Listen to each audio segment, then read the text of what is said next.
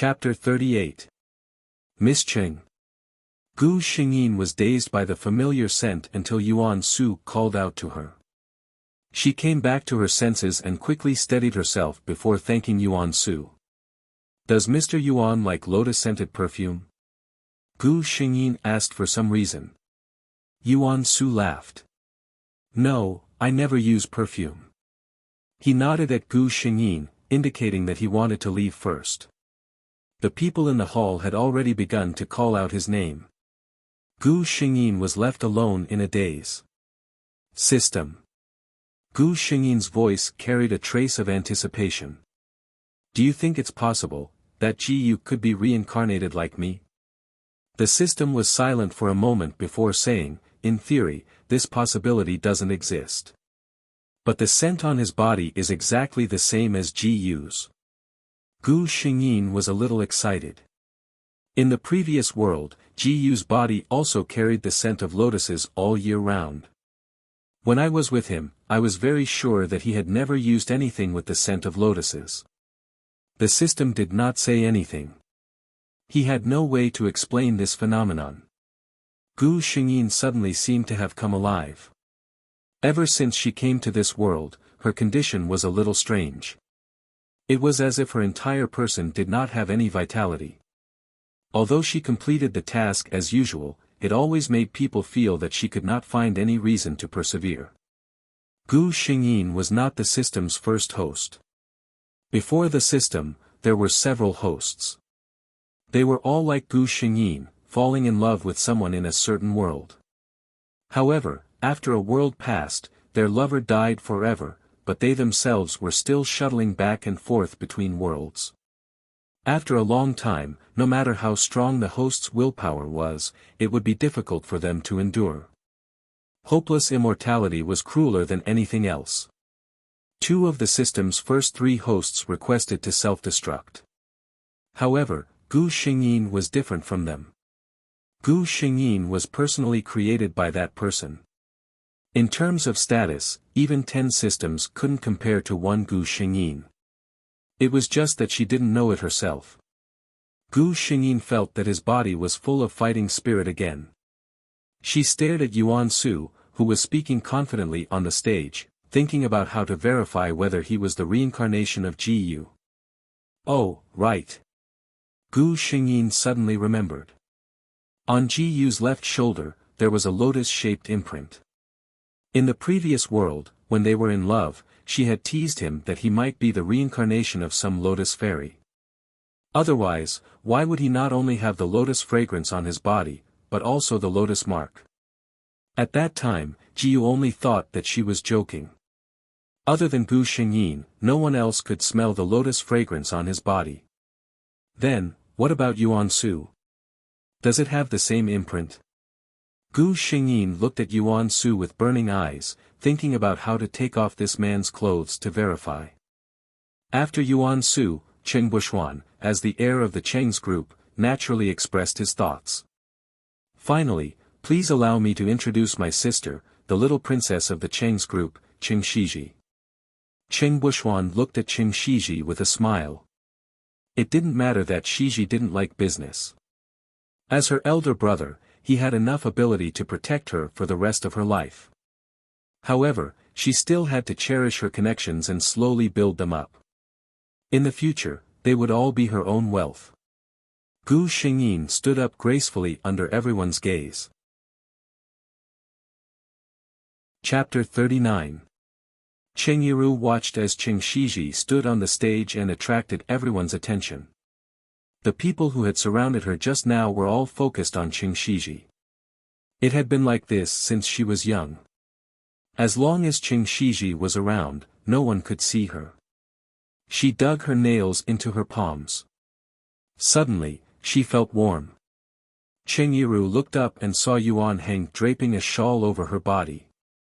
She looked at the handsome man and her heart warmed.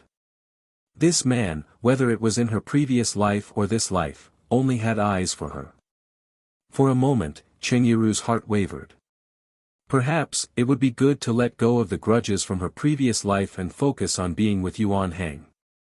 But when she saw the naked Qing Shiji on the stage, she suppressed this thought in her heart. No, how could she feel at ease if she didn't see Qing Shiji fall into the dust and the Qing family fall? She thought of her arrangements and smiled. Yuan Su stood in the crowd and frowned when he saw Yuan Hang and Cheng Yiru being intimate as if no one else was around.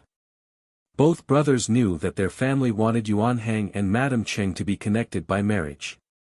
And because of his refusal to cooperate, the family had already decided to let the second son, Yuan Hang, marry the Qing family. There could only be one person who could marry the Qing family, and that was Qing Shiji. After all, Cheng Yiru was just an adopted daughter. For a solid marriage, a daughter without the direct bloodline of the Qing family was obviously not enough. But Yuan Hang and Cheng Yiru were clearly in love with each other. Yuan Su looked at Qing Shiji standing on the stage elegantly like a noble white swan. He couldn't help but feel that his younger brother, who already had feelings for her sister, was not worthy of her. Such a woman should have a lover who loved her wholeheartedly. She deserved to be pampered and doted on the best. Yuan Su shook his head. He felt a little strange that he was thinking about this. He felt that his emotions were a little abnormal these 2 days. Gu Xingyin walked down the stage.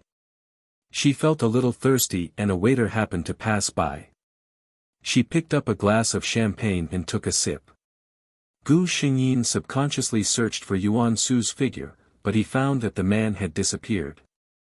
Could it be that he had already left? She suddenly felt a little bored, so she simply found her previous seat and sat down, waiting for the banquet to end so that she could go home with her brother. Why was it so hot?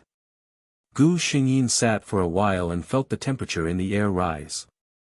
No. It was impossible for such a top-notch hotel to make such a mistake. Gu Xingyin quickly realized that the problem was not with the hotel, but with herself. Unknowingly, he had been drugged. She carefully recalled what had happened before. The only possibility was that when she had just stepped off the stage, she had taken a glass of wine from a passing waiter. Which was the glass of champagne in front of him? Damn it! Gu Xingyin cursed herself for being careless. She felt the heat in her body getting stronger and stronger. She hurried to the bathroom. He couldn't lose his composure in this hall. Not far away, Cheng Yiru smiled and chatted with the people around her. From the corner of her eye, she saw Qing Shiji walking unsteadily towards the bathroom. Her lips curled into an ambiguous smile. She apologized to the people around her and walked to the side to pick up her phone. Hello. You can come over now. Chapter 40. Gu Xingyin stood in front of the sink and splashed the cold water on her face. It was useless. Feeling the heat in her body getting hotter and hotter, she took out her mobile phone and wanted to call her elder brother and ask him to come and take her home quickly. The surging tide in her body made her hands a little unsteady. She pressed several buttons before unlocking the screen of the mobile phone and found her elder brother's column in the contact list. Gu Xingyin was just about to dial when the mobile phone in her hand was snatched away by a hand. Gu Xingyin looked up and saw the face of a strange man. She panicked for no reason and forced a straight face and said, "What are you doing? Give me back my mobile phone quickly." The man looked at Gu Xingyin's face with some greed. He received a call from his employer saying that the person was in the bathroom on the 29th floor of the hotel. He was responsible for taking the person away and then, even if he didn't succeed, as long as the woman in front of him appeared in front of everyone with her clothes disheveled, the task would be completed. Not only could he enjoy the luck with women, but he could also get a considerable amount of money. Gu Xingyin saw that the expression in the man's eyes was getting more and more wrong. Alarm bells rang in her heart. Unfortunately, the soundproofing here was excellent. Even if she shouted loudly, the people outside couldn't hear her. She had to say harshly, "No matter who ordered you to do this, that person must not have told you who I am.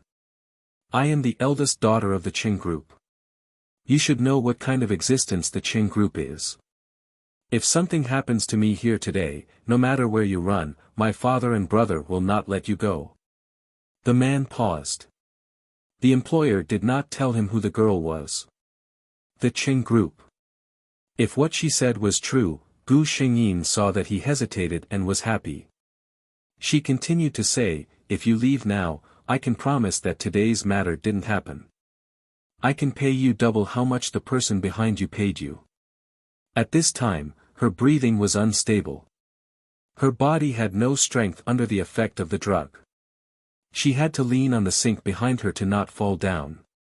The man was obviously hesitating. Gu Xingyin called the system in her heart, if this man doesn't compromise, you have the ability to help me get away smoothly, right? The system immediately replied, don't worry, as your guide, I have the responsibility to ensure your safety when you are not around the mission target. Gu Xingyin no longer had the energy to discuss the scope of this non-mission objective with the system. No. I almost fell into your trap. Do you think I don't know you rich people?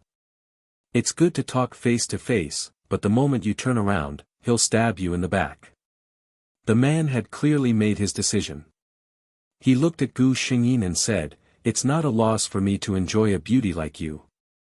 As soon as he finished speaking, his hand had already reached out to grab Gu Xingyin.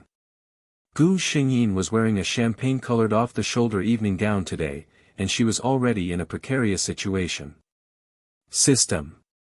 Seeing that the man's hand was about to reach elsewhere, Gu Xingyin hurriedly shouted. However, the system was not as fast as the other person. A black figure quickly ran over and fiercely punched the face of the man who was imprisoning Gu Xingyin. A familiar lotus fragrance filled Gu Xingyin's body. She suddenly felt very wronged. She turned around and threw herself into the man's arms. Her mouth twitched and tears rolled down. Chapter 41. Yuan Su had no time to care about the man moaning on the ground. He was a little upset at that time, so he walked outside. Just as he was about to smoke in the bathroom, an inexplicable feeling filled his heart. He had a feeling that something bad was about to happen. His sixth sense had been very accurate since he was young, and this special sense had helped him avoid several disasters. Following his senses, Yuan Su walked to the ladies' bathroom. At first, Yuan Su was still hesitating whether to enter or not, but as soon as he put his hand on the door handle, he realized that something was wrong. The door was locked. This kind of bathroom had a separate cubicle inside. Logically speaking, unless the hotel had repaired the door, it was impossible for it to be locked from the outside. The premonition in his heart grew stronger and stronger. Without any time to think, Yuan Su kicked the door open. Then, he saw a scene that made his eyes pop out of their sockets. Gu Xingyin, who had been dazzling in the hall a moment ago, was now being pressed down by a wretched man. Looking at her dazed expression and blurred eyes, it was obvious that she had been drugged. Yuan Su only felt that at that moment, all the blood in his body rushed to his brain. He had never lost control like this before. He punched the man until he couldn't get up. He took off his suit and covered Qing Shiji with it. Unexpectedly, when Qing Shiji saw him, she pouted and threw herself into his arms and cried.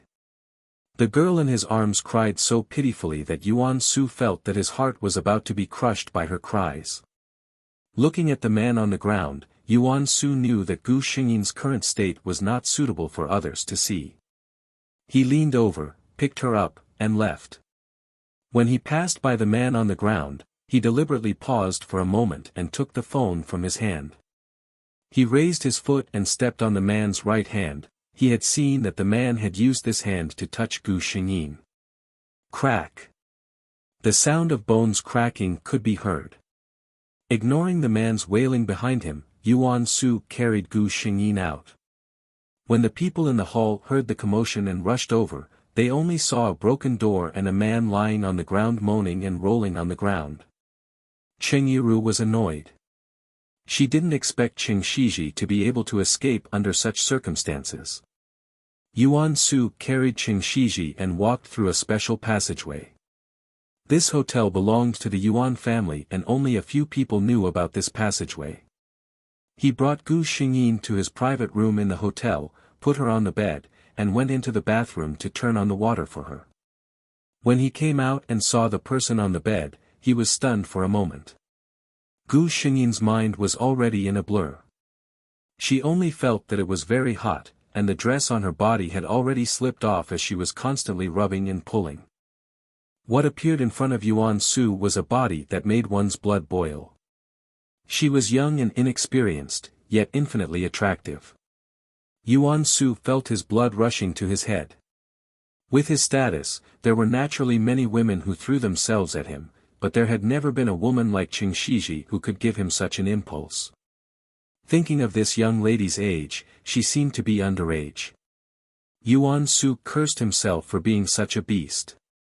He picked her up with a blanket and put her in the bathtub that had already been filled with water. He didn't expect that Gu Xingyin, who was in his arms, would not cooperate at all. In a daze, Gu Xingyin sensed Ji Yu's breath and felt relieved. When she sensed that he was about to leave, she naturally clung to him and refused to let go. Chapter 42. Yuan Su helplessly looked at the little woman who held him tightly and refused to let go. There was a doting smile at the corner of his mouth that even he himself didn't notice. He was willing to be a mother for once. Fortunately, although the drug Gu Xingyin was drugged with had an aphrodisiac effect, it did not necessarily need to be relieved. After Yuan Su bathed Gu Xingyin, her face was still flushed, but it was no longer as obvious as before that she was drugged. Yuan Su took out his mobile phone and called Qing Bushuan. Qing Bushuan's face changed when he received the phone call. He said goodbye to the people around him and left in a hurry. Yuan Su hung up the phone and quietly stared at Gu Xingyin's peaceful sleeping face. After a long time, he leaned over and kissed her forehead. "Little girl, if you provoke me, it won't be so easy to get away." Qing Bushuan almost trotted all the way.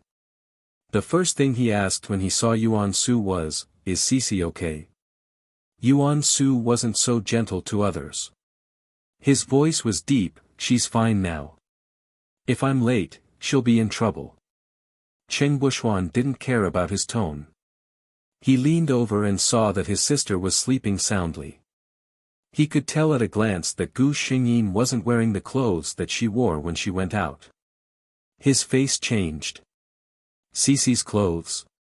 Yuan Su's face didn't change. "When I found her, her clothes were already ruined, so I changed them for her." Qing Bushuan, it was obviously his sister who was taken advantage of, but he couldn't refute it. It felt really suffocating.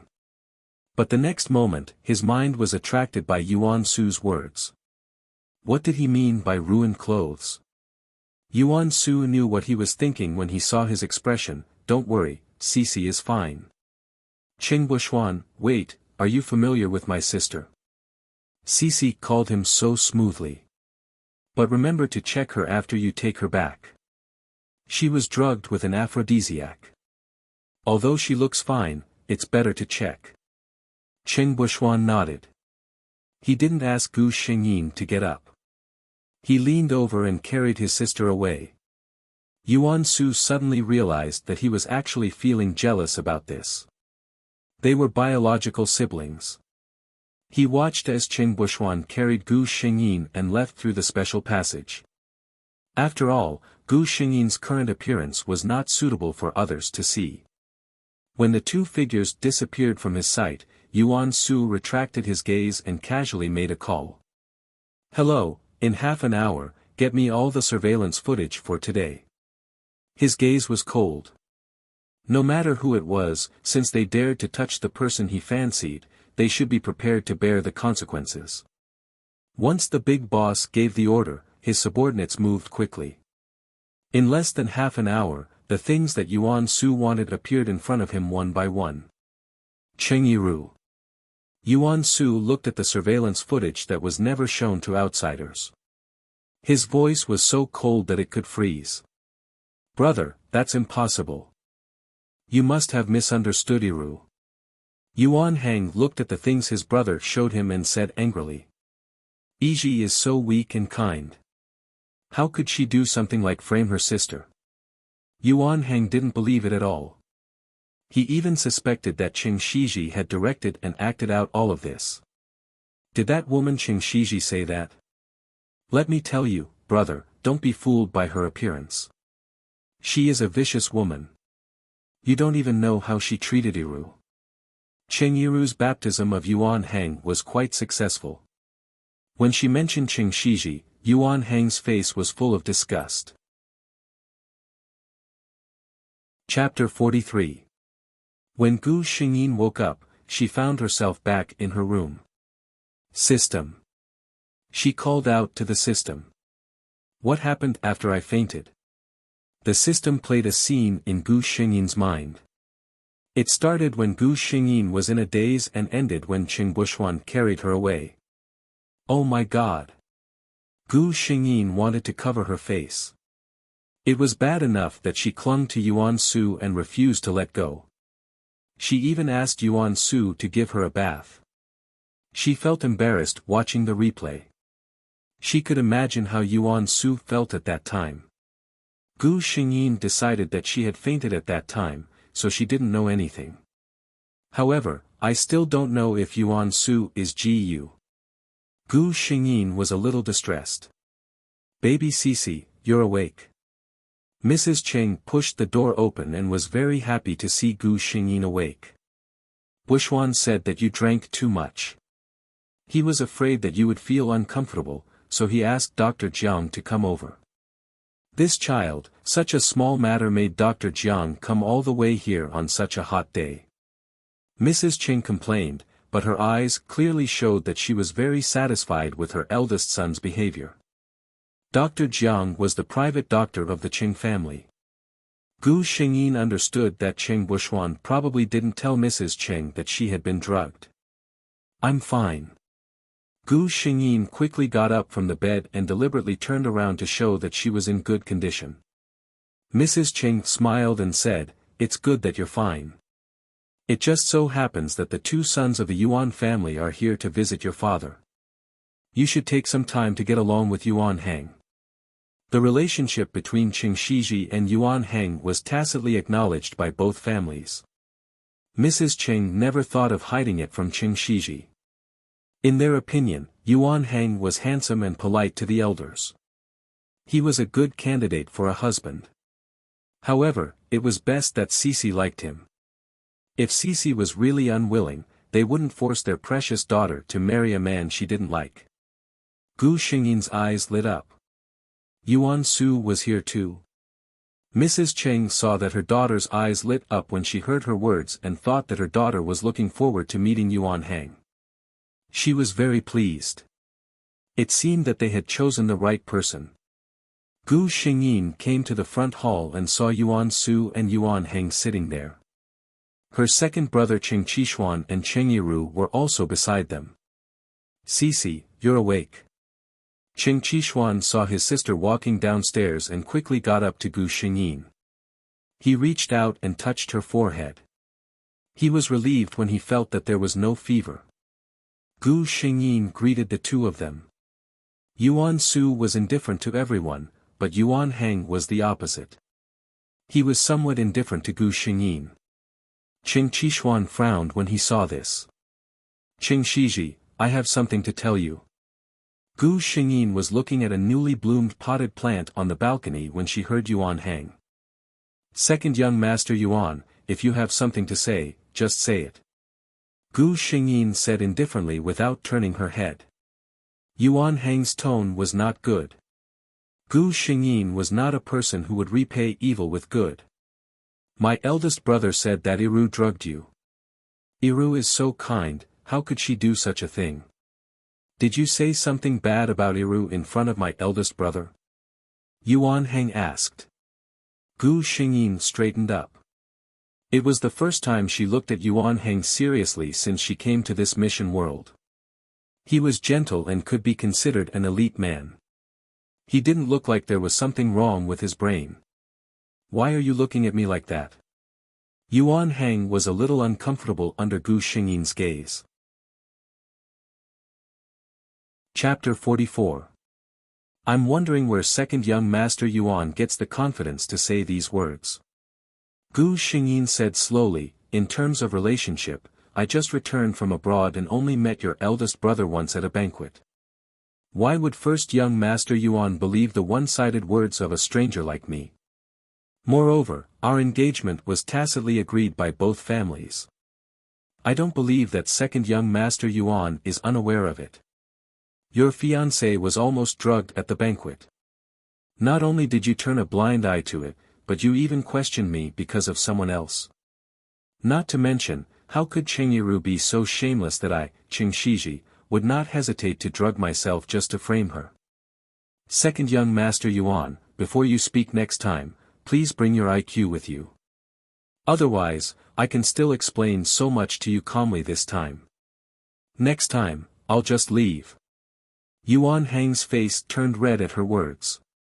Cheng Shiji, you. I have an appointment with someone to go for a facial in the afternoon. Second young Master Yuan, please excuse me. Gu Xingyin did not even look at him. She really did not like a man who was so easily deceived by women. After Gu Xingyin left, Yuan Su walked out from around the corner. His eyes were shockingly bright. He, Yuan Su, had never seen such a sharp-tongued woman. She was really, a damn bewitching woman. She's right. Yuan Hang, you've really been bewitched by that woman, Cheng Yiru. Yuan Su said coldly to his younger brother. Also, since you already have someone in your heart, I'll personally communicate with father. You're not suitable for a marriage alliance with the Cheng family, Yuan Su said. Eldest brother. Yuan Hang was a little stunned. Yuan Su's face darkened. What? You're not planning to have an ambiguous relationship with that woman, Cheng Yiru, and marry Cheng Shiji at the same time, are you? Yuan Hang's face turned red. He really did think so. Anyway, it was just a marriage alliance between families. That woman, Cheng Shiji, was just marrying her. Yuan Su only felt a surge of anger filling his chest. How come he had never realized before that his own younger brother was actually such a scumbag? Miss Cheng, we meet again. Yuan Su smiled gently at Gu Xingyin. Gu Xingyin was speechless. In the past 10 days, the two of them had, coincidentally met, 6 times. Hua City was so big, and Gu Xingyin didn't believe that this man wasn't involved in this. What a coincidence, Mr. Yuan. Gu Xingyin was also smiling. Gu Xingyin's attitude towards Yuan Su had been good ever since she found out that Yuan Su was most likely Ji Yu's reincarnation. It's fate that brought us together. Why don't we have a meal together? Yuan Su further extended his invitation. Gu Xingyin naturally wouldn't refuse. The location was chosen by Yuan Su. It was a famous Chinese restaurant in the city, famous for its exquisite dishes and authentic taste. When they went out, Gu Xingyin coincidentally saw Yuan Hang and Cheng Yiru walking in hand.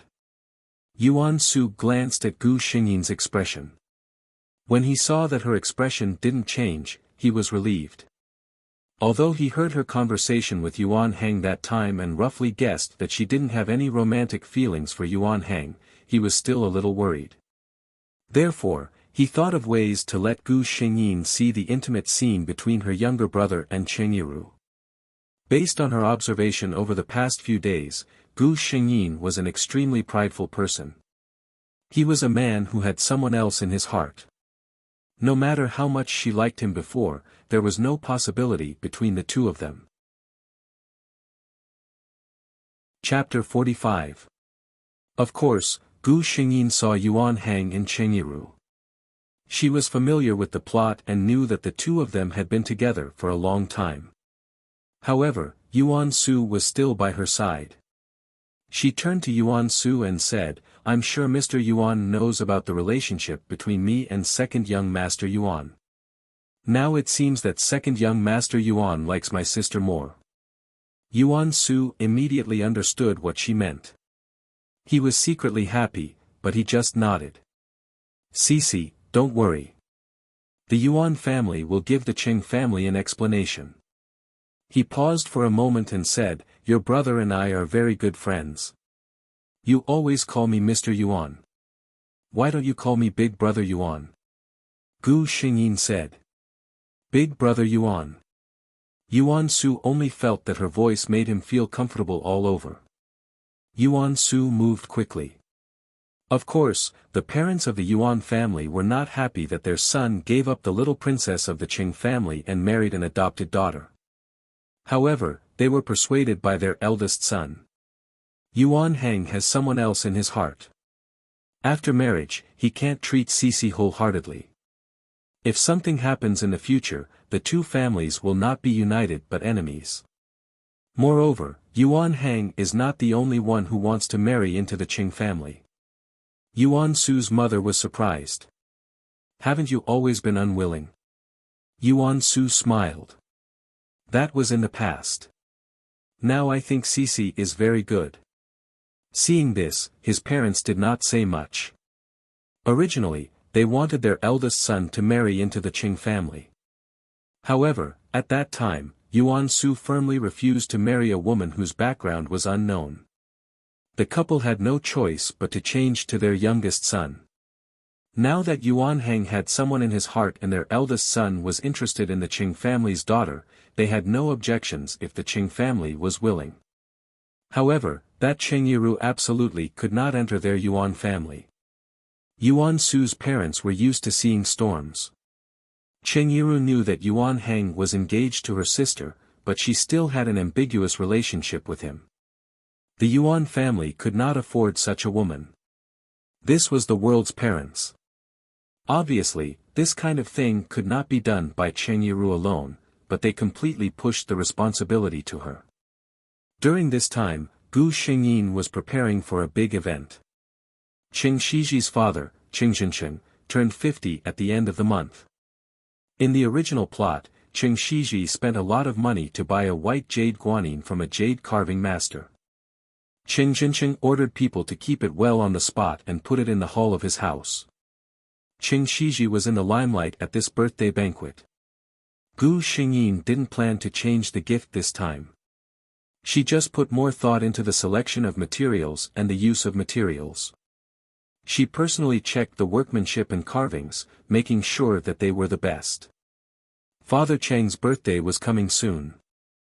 Because his beloved youngest daughter had proudly said that she had prepared a big gift for him, Qing Zhensheng specially announced that the gifts from his children would be made public in front of all the guests. Qing Buxuan had always been rich and generous, and his gifts were as expensive as ever.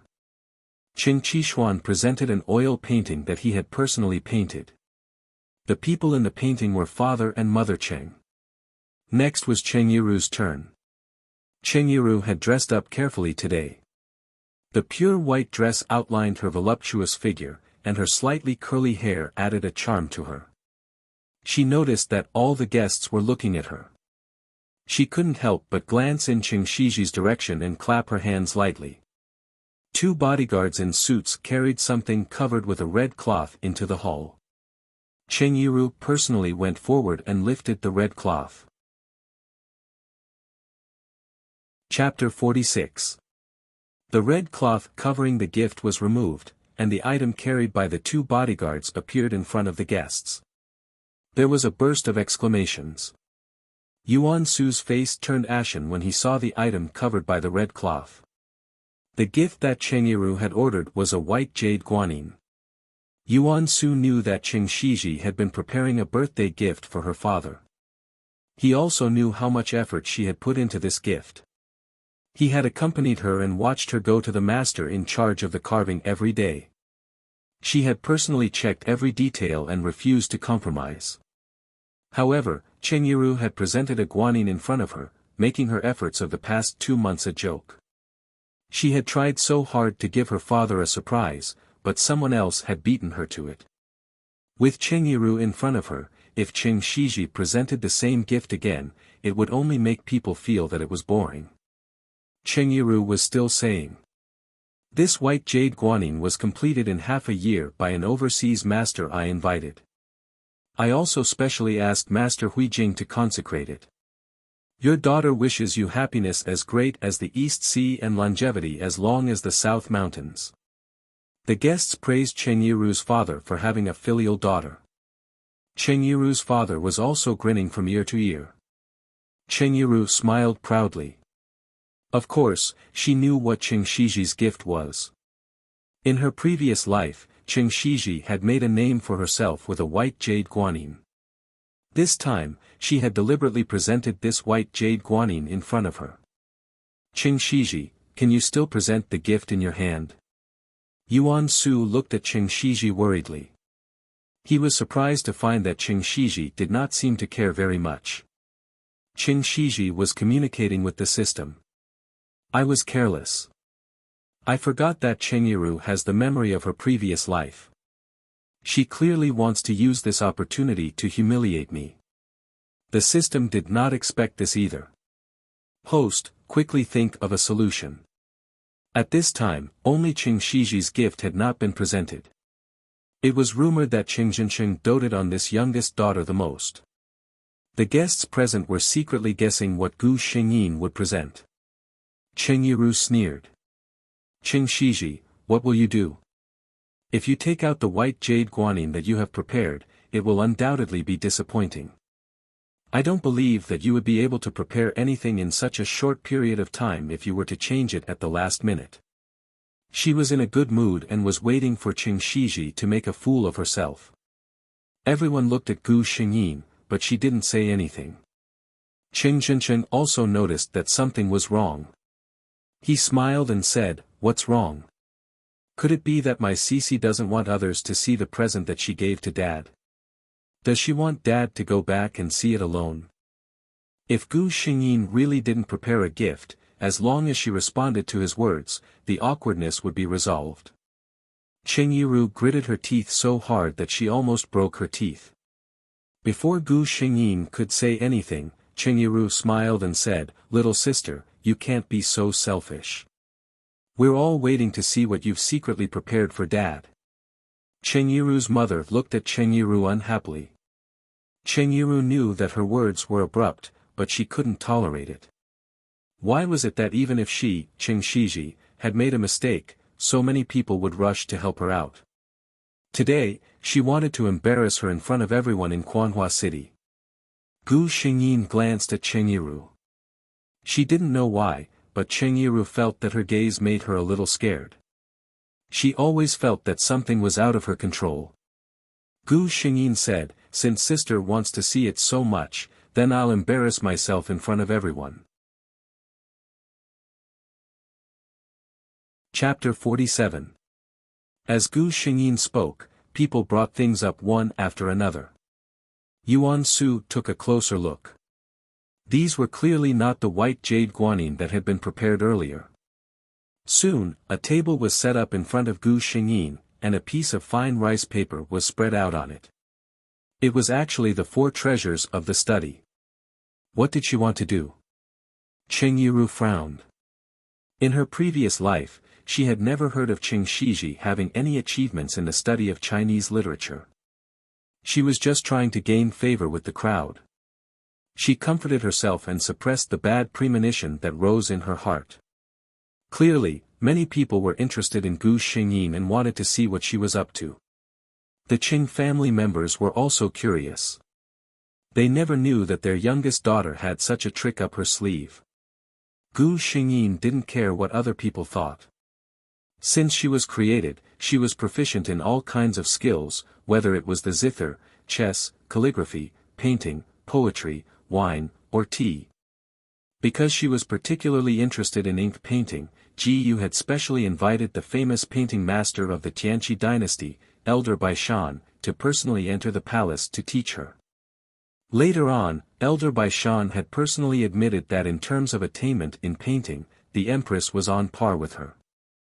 Raising her hand to brush the rice paper, Gu Xingyin was somewhat dissatisfied. Although she had already had the best brush, ink, paper, and inkstone sent over. In terms of quality, it was still much worse than what she had used in her previous world. However, it was barely satisfactory. She closed her eyes and calmed her heart. When she opened her eyes again, Gu Xingyin raised her brush and began to write on the rice paper. Originally, the guests were just watching for fun and didn't have much expectation. How high could a young girl in her teens be expected to be? Even if Gu Xingyin's painting was only of an amateur level, as long as Qing Jinsheng said he liked it, they would still praise it. But soon, their disapproval was replaced by amazement. If they hadn't seen it with their own eyes, who would have thought that it was the work of a 17-year-old girl? Among the guests, there was no lack of people who had a deep understanding of Chinese literature. As the painting was completed, their gazes changed from amazement to infatuation. As Gu Xingyin finished the last stroke, someone finally couldn't help but shout, "Good!" Many people were still immersed in the artistic conception of the painting.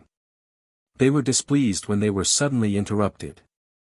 When they turned their heads and saw the person who spoke, they immediately swallowed their complaints. "So it's Mr. De." Someone recognized the old man who spoke. "The strokes are gentle but vigorous. The artistic conception is profound and profound.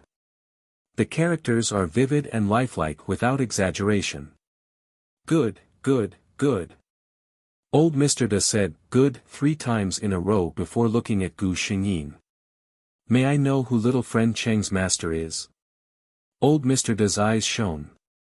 Gu Xingyin took out the speech she had prepared beforehand. "When I was studying abroad, I met an old gentleman named Bai Shan. I learned Chinese painting from him for many years. Elder Bai Shan was Gu Xingyin's teacher. However, it was not in a foreign country, but in another world." Sure enough, old Mr. De thought for a long time but still couldn't figure out who this elder Bai Shan was. It seemed that he was an expert who lived in seclusion abroad. Old Mr. De sighed in his heart. To be able to teach a student like Qing Shiji, that old gentleman could be called a master of his generation. "Old Mr. De, this painting?" Someone couldn't help but ask. Gu Xingyin's painting was a birthday painting. The content of the painting was an old immortal with a kind smile holding a peach in his hand. They could only be considered as laymen. When they looked at the painting, they felt that it was very good, but they couldn't tell why. Chapter 48. Mr. De glared at the person who asked the question with disdain. "I'm the one who said it. What would an ordinary person like you know?" The person looked embarrassed and touched his nose. Gu Xingyin was a little curious. She knew the person who spoke. He was considered a reputable figure in Hua City. How could he be so mercilessly despised by old Mr. De without any dissatisfaction? Old Mr. De glanced at that person and said, "Let me tell you this. Even if I personally made this birthday painting, it wouldn't be better than this little friend Cheng's." Hiss. Old Mr. De's words caused many people to gasp in shock. Who was Mr. De? He was one of the leading figures in Chinese painting. He had represented China in many international cultural exchange competitions. Many a young man would have been proud of a word of praise from old Mr. But now, Mr. De admitted that Qing Shiji, who was only 17 years old, was as good as him in painting. Ha ha ha. Qing Jinsheng finally came back to his senses from the news that his daughter had somehow become a master of Chinese arts. He immediately held the painting up as if it was a treasure and looked at it endlessly. Gu Xingyin blinked and acted cute. "Dad, you like it?" Qing Jinsheng smiled happily. "I like it. Of course I like it. How could I not like it when my precious Cece painted it?" He said that he would hang the painting in his study and look at it every day. Qing Jinsheng proudly looked around and saw many good friends and business partners complimenting him. Many of them even jealously praised him for having a few good children. His eldest son had amazing talent in business and the Qing group had a successor in his hands. His second son was not interested in business and was now a famous painter. His wife had planned to not interfere with his only daughter's interests and hobbies. They would even pamper her for the rest of her life. They did not expect her to have such amazing talent in Chinese painting. Cheng Jincheng felt that he had never had such a happy birthday. At this time, no one paid attention to Cheng Yiru, who had offered a valuable white jade guanyin. Everyone was expressing their appreciation and admiration for Cheng Shiji. Cheng Yiru gritted her teeth so hard that they hurt. She had never expected Cheng Shiji to have such a trick up her sleeve. She had wanted to embarrass her, but she had ended up helping her instead. After taking one last look at the bustling hall, Cheng Yiru turned around and left. Cheng Shiji, the future is long. Let's wait and see. Yuan Su looked at Gu Xingyin, who was surrounded by people, and the desire in his heart grew stronger and stronger. Every time he felt that he had understood her well enough, this little woman would always bring him another round of surprises. She was like a gift that had been carefully wrapped. Only after unwrapping layer by layer would one be able to see the beauty inside. However, Cheng Shiji was so dazzling that she didn't want others to see her. Yuan Su's eyes flashed with a strange light. He really wanted to lock this little woman up and put her in a place where only he could see her. He wanted her to shine only for him. Gu Xingyin felt a little cold inexplicably. She shivered and looked up in confusion. The weather was good today. She turned to look in Yuan Su's direction. He gave her a gentle smile. Chapter 49. After Cheng Jincheng's birthday, Cheng Shiji's reputation had spread throughout the upper circle of Hua City. Many madams from wealthy families would intentionally or unintentionally inquire about Cheng Shiji's situation when they were chatting with Cheng Shiji's mother. When they heard that she had no plans to go abroad after returning to China, they were all full of smiles and began to introduce their sons and nephews. A young lady like Cheng Shiji had a good status and good looks. For a family like theirs, these two characteristics were not considered too rare. However, Cheng Shiji was someone who had been personally praised by old Mr. De. Based on this alone, no one else could compare to her. For a business family like theirs, they were already wealthy enough. If they wanted to further their reputation, the fastest way was to find a daughter-in-law who was noble enough. Cheng Shiji's mother was all smiles as she dealt with these madams, but her mouth was tight. Their Sisi was only 17 years old. Moreover, there was the Yuan family who had long been in agreement. At this time, Cheng Shiji's mother never expected that when she returned home, there would be a huge surprise waiting for her. What do these mean? Cheng Shiji's mother looked at the photos on the table with some disbelief and her eldest son who was silent. Cheng Jincheng was also sitting there with a livid expression. His chest was heaving up and down. It was obvious that he was very angry. The second son, Cheng Qishuan, said, "A few days ago, when Big Brother and I went shopping, we saw Yuan Hang and Iru shopping together. They all grew up together. Originally, it wasn't a big deal, but when they left, they even kissed. Only then did we realize that something was wrong. These 2 days, Big Brother and I found a private investigator in private to investigate. If we didn't investigate, we wouldn't have known that Cheng Yiru and Yuan Hang had been together for a long time." The more Cheng Qishuan spoke, the angrier he became. In the end, he even called Cheng Yiru by her full name. According to the date on the photo, as early as when Cheng Shiji was still abroad, Cheng Yiru and Yuan Hang were already secretly in love. Pa! Cheng Jincheng slapped the table directly and said to his eldest son, "Call Cheng Yiru back immediately." Cheng Bushuan called Cheng Yiru. Cheng Jincheng frowned. Don't let Sisi know about this. How could his daughter, who he pampered so much, be dirted by this kind of thing? No need, I already know. Gu Xingyin pushed the door open and came in. She hugged Mr. Cheng, who was still fuming. "Dad, I'm all grown up now. I can make my own judgment. Mr. Cheng looked at Cheng Shiji carefully and found that there was no trace of anger or sadness on his daughter's face. He was surprised and asked, "Cici, are you okay?" Gu Xingyin wrinkled her nose. "What's wrong with me? Yuan Hang and I aren't officially engaged. We're just strangers who have a good relationship. I don't like him." She paused for a moment before continuing, "Moreover, I already knew about the matter between him and my sister." As soon as she said this, the other 4 people in the room were shocked. Mrs. Cheng immediately imagined a scene where her daughter found out that her fiancé was having an affair with her sister. She secretly felt sad and refused to tell her family, so she could only bear it alone. "My poor Cici, it's really hard on you." Mrs. Cheng seemed like she would take out her handkerchief to wipe her tears in the next second. Gu Xingyin, ? What did she say just now? How did she poke at her mother's sore spot? Chapter 50. Gu Xingyin said to the 4 of them, "Actually, I've long wanted to tell Mom and Dad to cancel the engagement with Yuan Hang.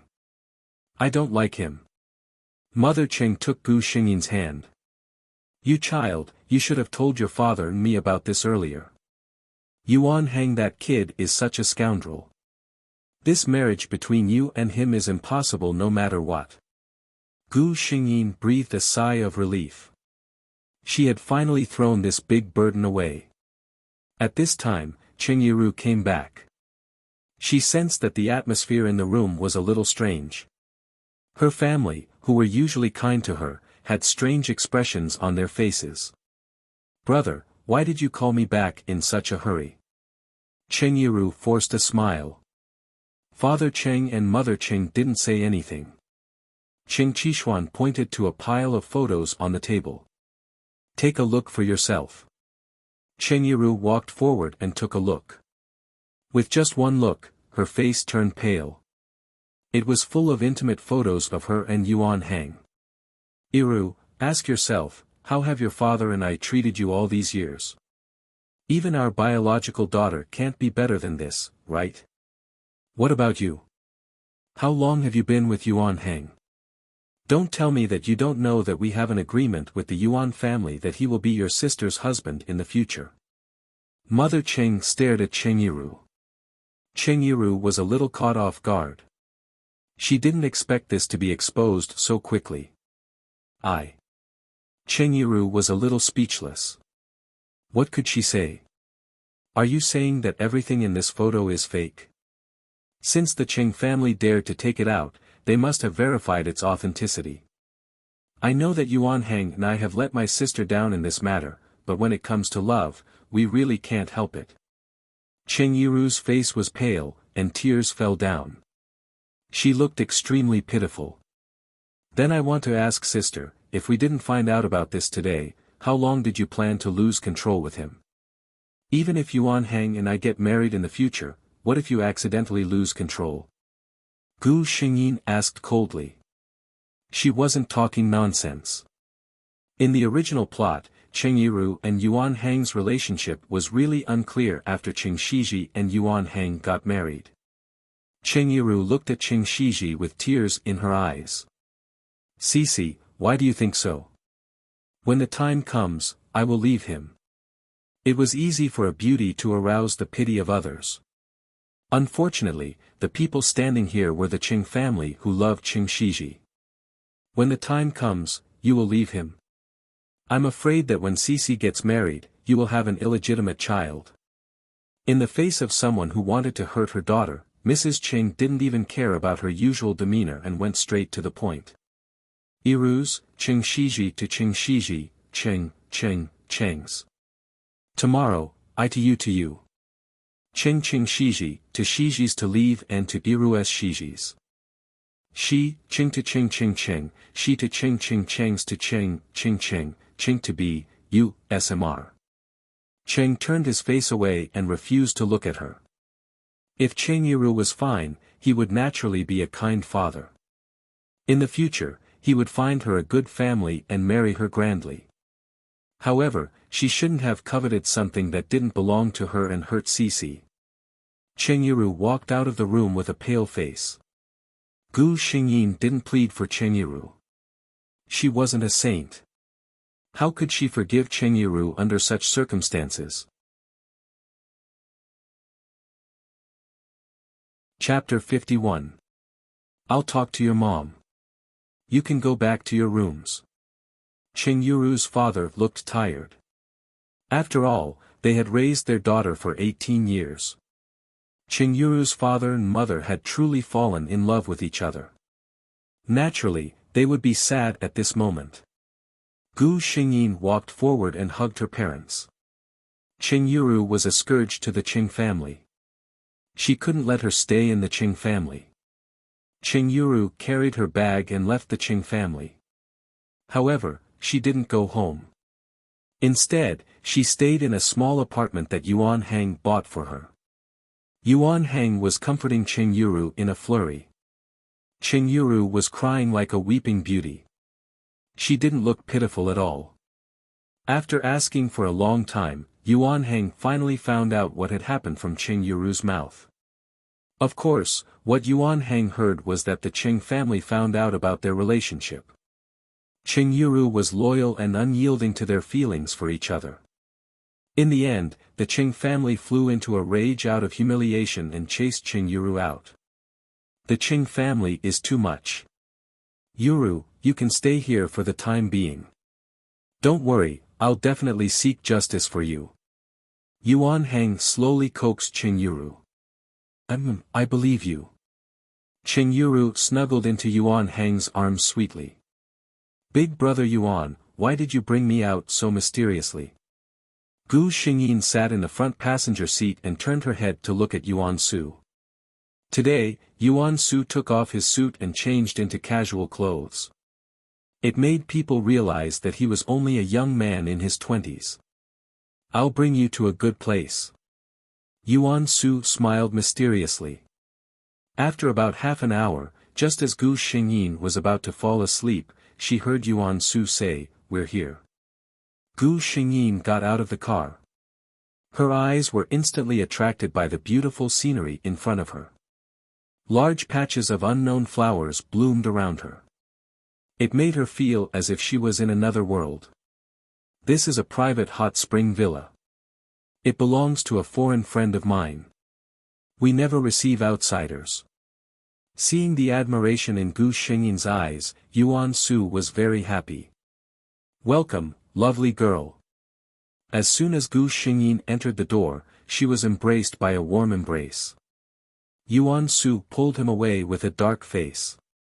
Richard, don't mess around. The handsome foreign man winked at Cheng Shiji mischievously. Hey.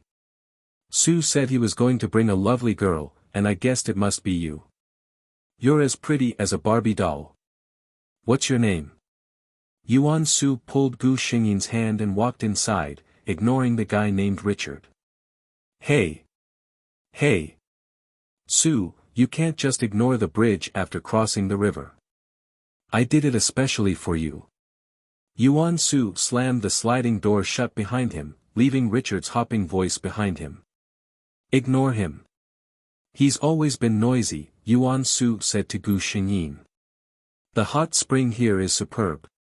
You can slowly enjoy it. The things you need are clean and sterilized. You can use them without worry. I'll be next door. You can call me if you need anything. Yuan Su told Gu Xingyin. Seeing Gu Xingyin nodding her head, Yuan Su walked out with a little regret.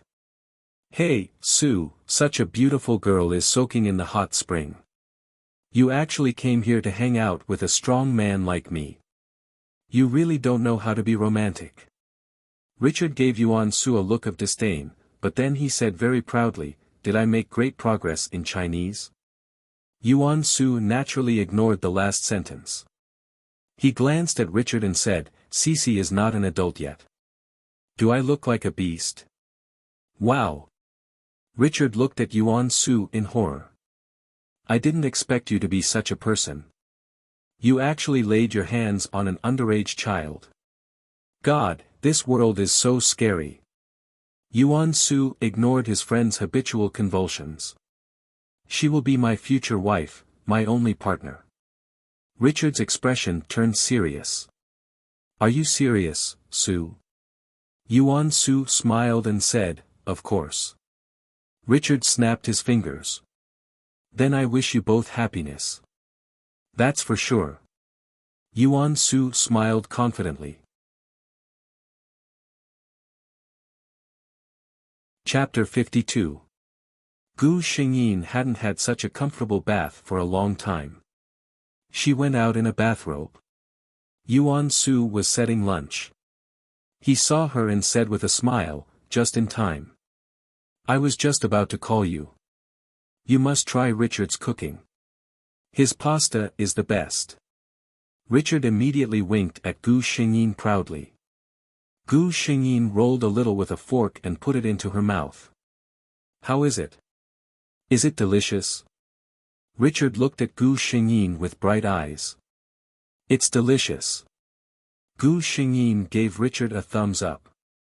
Richard immediately smiled, I really like you, Cece. After lunch, Richard went somewhere. Before leaving, he winked at Yuan Su, hinting that Yuan Su should seize the opportunity. Gu Xingyin and Yuan Su lay under a flower tree and basked in the sun. Why are you so assured to follow me out? Aren't you afraid that I will sell you? Yuan Su joked. Gu Xingyin smiled at him, I know you won't. Yuan Su felt strange, you trust me so much. Gu Xingyin nodded, I trust you. Yuan Su suddenly stopped talking. There was an inexplicable feeling in his heart. It was a little sour, a little bitter, a little bloated, but it was very comfortable. He knew that this was called being moved. The little girl he liked trusted him so wholeheartedly. In fact, he really misunderstood Gu Xingyin. There were two reasons why Gu Xingyin trusted him so much. First, Gu Xingyin was a little confused because of the lotus smell on him and Gu. Second, with the system in hand, Gu Xingyin was not afraid that someone would do something bad to her. Gu Xingyin suddenly stood up and stood in front of Yuan Su, Brother Yuan, don't move. Yuan Su was puzzled, what's wrong? Gu Xingyin smiled slyly, close your eyes and don't move.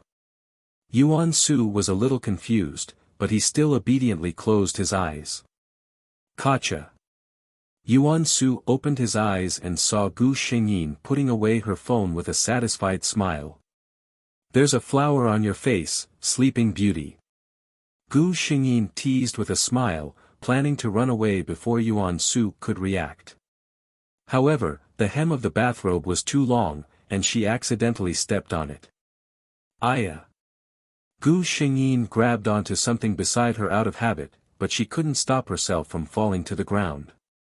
The floor was covered with a thick carpet. Gu Xingyin did not feel any pain, but something seemed to be wrong. Gu Xingyin stared blankly at the white bathrobe in her hands. Her eyes followed the direction of Gu Xingyin's gaze. This looks like someone's bathrobe. Gu Xingyin secretly swallowed her saliva and looked in the direction of the man. The first thing she saw was a man's body full of strength. Firm 8-pack abs lined up neatly on the man's lower abdomen. They were not exaggerated muscles like those in the gym. The muscles on Yuan Su's body were not exaggerated, but no one doubted the strength contained in those smooth lines. Further up, Gu Xingyin's eyes were still. On the man's left shoulder, near his shoulder socket, a lotus flower was quietly blooming there. Gu Xingyin suddenly felt her eyes warm. She felt that her heart, which had been wandering for so long, finally had a place to settle down. Until a pair of strong hands pulled her up from the ground. Gu Xingyin looked at Yuan Su's face, which was completely different from his face in her previous life. Are you satisfied with what you see? Yuan Su looked at the little woman who seemed to be in a daze and asked in a hoarse voice. Chapter 53. Gu Xingyin hadn't recovered from the fact that Yuan Su was really Gu. Yuan Su looked at the little girl staring at him blankly and felt that he couldn't hold it in anymore. Gu Xingyin's lips felt warm. When the two of them left the hot spring villa, Richard gave Yuan Su a thumbs up behind Gu Xingyin's back. Looking at the little girl's blushing face and affectionate eyes, Richard was sure that Yuan Su must have made a move when they were alone. Looking at the situation, the result seemed to be good. Richard touched his chin. Yuan Su ignored his old friend's gaze.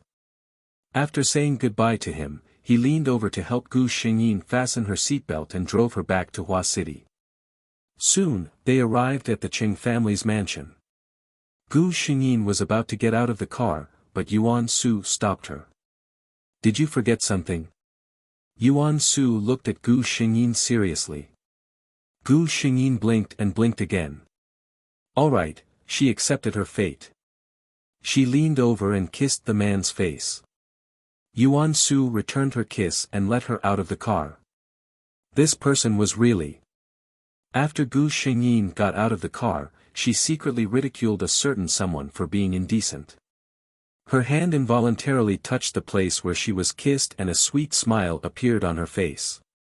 Before Gu Xingyin could figure out how to report to her parents about her relationship with Yuan Su, the Yuan family came. "Brother Cheng, it's our second son who has let Cece down." Father Yuan looked sincerely at Cheng Zhencheng and his wife who didn't look too good. They were good friends who grew up together when they were young and their relationship had been good all these years. Otherwise, they wouldn't have thought of becoming in-laws. "We've already taught Yuan Hang a lesson. Don't worry, Yuan Hang won't do it again," Mother Yuan said. Father Cheng said coldly, "We can't give him a second chance. Brother Yuan, let's call off the marriage agreement between the two families." The Yuan couple looked at each other and thought that the Cheng family really meant it. "Don't be like that, Brother Cheng. I know Yuan Hang is insensible, but I have another kid, right? What do you think of our Yuan Su?" Mother Yuan received her son's gaze and pulled herself together to ask Father Cheng. "What's the meaning of this?" Before Mr. Cheng could say anything, Mrs. Cheng flared up. "It's not like our Cece can't get married. What do you mean by the older brother can't do it? Who do you think our Cece is?" Yuan Su knew that things were bad. Mrs. Cheng must have misunderstood his mother. Mother Yuan was also annoyed that she hadn't thought about what she had just said. Thinking about it carefully, what she had just said was indeed a bit inappropriate. Yuan Su looked at Mr. and Mrs. Cheng sincerely. "I like Cece, not because she's the daughter of the Cheng family, but also because I feel guilty and want to make it up to her. Uncle and auntie should know what kind of person I, Yuan Su, am. If I didn't like Cece, I wouldn't have come here with my parents today. I hope Uncle and Auntie can give me a chance to take care of Cece." Mr. and Mrs. Cheng looked at each other. Since when did Yuan Su have such deep feelings for their daughter? Mrs. Cheng hesitated. "You and our Cece," Yuan Su's expression didn't change. "I fell in love with Cece at first sight. I'm willing to take care of her for the rest of my life." Mrs. Cheng was a little moved. Yuan Su's character and ability were indisputable. She hadn't heard of any scandals about him. He was indeed a good candidate for a husband. Chapter 54. The previous marriage agreement between the Yuan family and the Cheng family is cancelled. Mr. Cheng said. "As for you wanting to pursue our Cece." Mr. Cheng saw that Yuan Su's eyes lit up because of his words. "I won't interfere in the affairs of you young people." Yuan Su's heart calmed down. Mr. Cheng's words meant that he would not stop him from being together with Cece. Gu Xingyin was not interested in business. She accepted Mr. Da's invitation and joined an organization that was said to be the Chinese Classical Culture and Art Association. In the entire organization, except for her, the youngest person was already white-haired. When she first went there, Gu Xingyin was questioned by others. However, after she painted a landscape painting, no one dared to question her anymore. After pursuing Gu Xingyin for a year, Yuan Su finally won the approval of the Qing family. The two of them held a grand engagement ceremony in the biggest hotel in Hua City. Gu Xingyin was living a carefree life now. She flew abroad several times a year to attend international cultural exchange meetings. She was very free on normal days. Yuan Su pampered her and had a look that said, "Whatever Cece does is right." Even the Qing couple who loved their daughter as much as their life could not stand her behavior. They said that it was fortunate that they were in today's society. If they were in ancient times, Cece would be a femme fatale. Gu Xingyin could only retort in his heart, "Of course not." Even in ancient times, Ji Yu was a virtuous and wise ruler. "I'm not a femme fatale. I'm a virtuous queen, okay? Hello, I'm looking for Mr. Yuan." Gu Xingyin carried a shopping bag to the front desk of the Yuan group. Today was Mrs. Yuan's birthday. She promised Mrs. Yuan that she would accompany her to the Yuan family's main house for dinner after Yuan Su got off work. The front desk was a very beautiful lady. However, Gu Xingyin did not look familiar. She should not have seen her before. "Madam, do you have an appointment?" The lady at the front desk smiled brightly. Gu Xingyin shook her head. "No. You can tell your general manager's secretary that Qing Shiji is here. She knows." A trace of impatience flashed across the pretty receptionist's eyes. The Yuan Corporation was a big business and there were many people who came here to ask for help. She had only been working here for a few days, and she had seen many people looking for an excuse to get close to the general manager. "I'm sorry, madam. If you don't have an appointment, I can't inform you." That kind of person was not someone she could casually come into contact with. Gu Xingyin naturally saw the disapproval in the receptionist's eyes. She sighed inwardly and did not intend to make things difficult for her. She turned and walked to the rest area, took out her mobile phone and called Yuan Su. "I'm downstairs at your company." Yes, the newcomer doesn't know me." "Okay, bye." Gu Xingyin hung up the phone and waited for Yuan Su to send someone to pick her up. "Miss Cheng." Gu Xingyin looked up. It was a director of the Yuan Corporation. "Mr. Zhang." Gu Xingyin stood up and shook hands with him. "Miss Cheng, why don't you go up?" Director Zhang asked curiously. The receptionist saw that the director, who was usually high and mighty, was kind to the strange woman and even greeted her personally. She knew that things were not going well.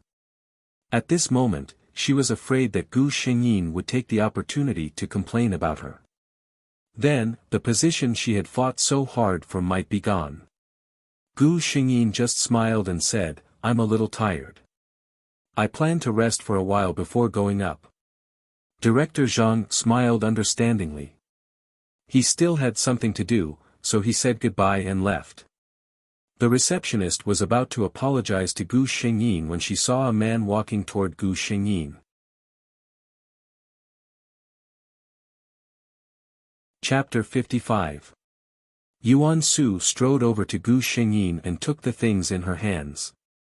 "Come to my office for a while. When I'm done with my work, we'll go home together." Yuan Su held Gu Xingyin's hand and went to the front desk. "Miss Cheng is my fiancée and my future wife. If you see her in the future, just let her in." The lady at the front desk nodded hurriedly. She only heaved a sigh of relief when the two entered the elevator. At this time, another colleague who had left for a while came back. The lady at the front desk quickly told her what had happened. "You actually stopped Miss Cheng." The colleague's eyes widened. "God! You don't know that the general manager and Miss Cheng are famous for their good relationship. Luckily, Miss Cheng has a good temper. If it were someone who was calculative, you wouldn't even have a place to cry." The lady at the front desk noted this in her heart. From then on, she treated people more carefully and made some achievements in her work. Gu Xingyin's life was good, but Cheng Yiru was not so comfortable. After being chased out of the Qing family, Cheng Yiru had no source of income. Although she had some savings, she couldn't resist her extravagant habit. Soon, Qingyiru used up all her money. She tried to go out and find a job, but she had been raised as the eldest daughter of the Qing family. How could Qingyiru tolerate the strife in the workplace? Originally, Yuan Hang often came to see her and provided her with living expenses. But after Yuan Hang's behavior was discovered by the Yuan family, they forcibly restricted his actions and even cut off his source of income. Qingyiru began to live a tight life. She finally couldn't resist and started to meet some rich people in society. Pa! Yuan Su threw the things in his hands in front of Yuan Hang. Take a look for yourself. This is the Qingyiru you must marry. The main character in the photos was Qingyiru. The difference was that the men who appeared next to her were all unfamiliar faces. And they were clearly not the same person. Qingyiru was intimate with those people in the photos. It was obvious what their relationship was. Yuan Hang was furious, but he still insisted. Impossible. Iru can't be this kind of woman. Yuan Su was both annoyed and amused by his brother's stubbornness. He pulled him up and said, "Go and see for yourself." Yuan Su drove to the small apartment that Yuan Hang and Qingyiru had bought. Take a good look at the woman you love when you're not around. The two of them did not have to wait for long. Soon, they saw Qingyiru and a man who looked to be in his 30s walking out of the door hand in hand. The two of them got into the car. The moment the car window was closed, Yuan Hang clearly saw the two of them kissing. Yuan Su looked at his younger brother and saw that his chest was heaving up and down, and his eyes were red. It was obvious that he had suffered a great blow. He didn't say anything. He knew that it was best for him to calm down. Are you coming home with me, or? Yuan Hang closed his eyes. Just send me back, big brother. He was afraid that he would not be able to control himself and kill that woman. After Yuan Hang returned home, he locked himself in his room for 3 days. On the 4th day, he drove out alone. Mother Yuan was a little worried and was about to ask someone to follow him, but Yuan Su stopped her. He's already so old. Mom, you should trust him. He will take care of his own matters. At night, Yuan Hang came home. He looked a little dispirited, but there was a hint of relief in his eyes. Yuan Su knew that Yuan Hang had let go. Chapter 56. Gu Xingyin asked the system, now that Qingyiru has been kicked out of the Qing family and cut ties with Yuan Hang, is my mission in this world almost complete? The system said, not yet, the mission progress bar shows that there's still a lot to go. I suspect that Qingyiru won't let it go so easily. You have to be careful during this time. Gu Xingyin nodded. According to the original plot, Qingyiru hated the Qing family and Qing Shiji to the bone. She probably hadn't given up yet. She contacted her elder brother, Qing Bushuan, and told him her thoughts. Qing Bushuan was obviously a little surprised. He didn't believe that Qingyiru was such a person. Gu Xingyin said coquettishly, it's better to be safe than sorry. Brother, you have to be careful during this time. I've been feeling uneasy recently. I'm afraid that something bad will happen. Qing Bushuan nodded and said that he would be careful. Gu Xingyin called Yuan Su again. Yuan Su didn't object. To Gu Xingyin's surprise, the following days were peaceful. Qingyiru completely disappeared from the Qing family's sight, as if she had really left. However, Gu Xingyin's mind didn't relax because of this. She had a faint premonition that Qingyiru was brewing a big conspiracy in her heart. Until that day, Gu Xingyin received a call from her elder brother, Qing Bushuan. Cici, you're right. Our cooperation plan with Dingxing International has been leaked. There was still a trace of disbelief in his voice. Gu Xingyin wasn't interested in the business world, but she often saw news about this project on TV. The cooperation between Dingxing International and the Qing Group could be considered a strong combination in the field of cutting-edge technology. The Qing Group had invested almost 80% of the group's working capital in this project. At this time, the project was leaked. In the original plot, it was also this time that the cooperation project with Dingxing International was leaked by the Qing Corporation. Not only did the Qing Corporation suffer heavy losses, but they were also sued by Dingxing International. Both parties were involved in a lawsuit that lasted for several years. This incident also became an important point that dragged down the Qing Corporation. "Big brother, are there any major problems?" Gu Xingyin's voice was relatively calm. She believed that with her caution, after she reminded him, he would definitely have the corresponding protective measures. "Well, since I listened to your reminder last time, I've been keeping an eye on it. The one that was leaked is just the information that was invalidated before we changed to the heyday." Even so, Chen Buxuan still felt a chill in his heart. The little sister that he had loved for 18 years, Cici, it's better for you to come to the company. Since they want to cause problems for Cheng's group, I'll beat them at their own game. Let's see how many people in the company are still loyal to Cao Cao. It's time to clean up the company. Cheng Buxuan's voice was cold. Gu Xingyin gave his brother a thumbs up in his heart. She changed her clothes and drove out. Before she left, she called Yuan Su. Gu Xingyin looked at the black Buick in the rearview mirror and frowned deeply. Something was wrong. Not long after she left the house, the car had been following her. Gu Xingyin initially thought that it was just a coincidence.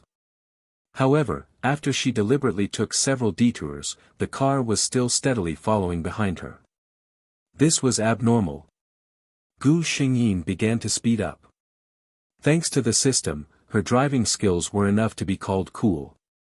However, the driver behind her was not easy to deal with.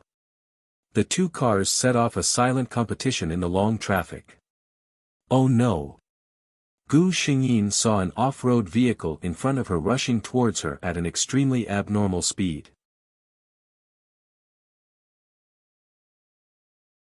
Chapter 57. It turned out that the real backup plan was here. She was just avoiding the pursuit from behind. It was too late to turn around now.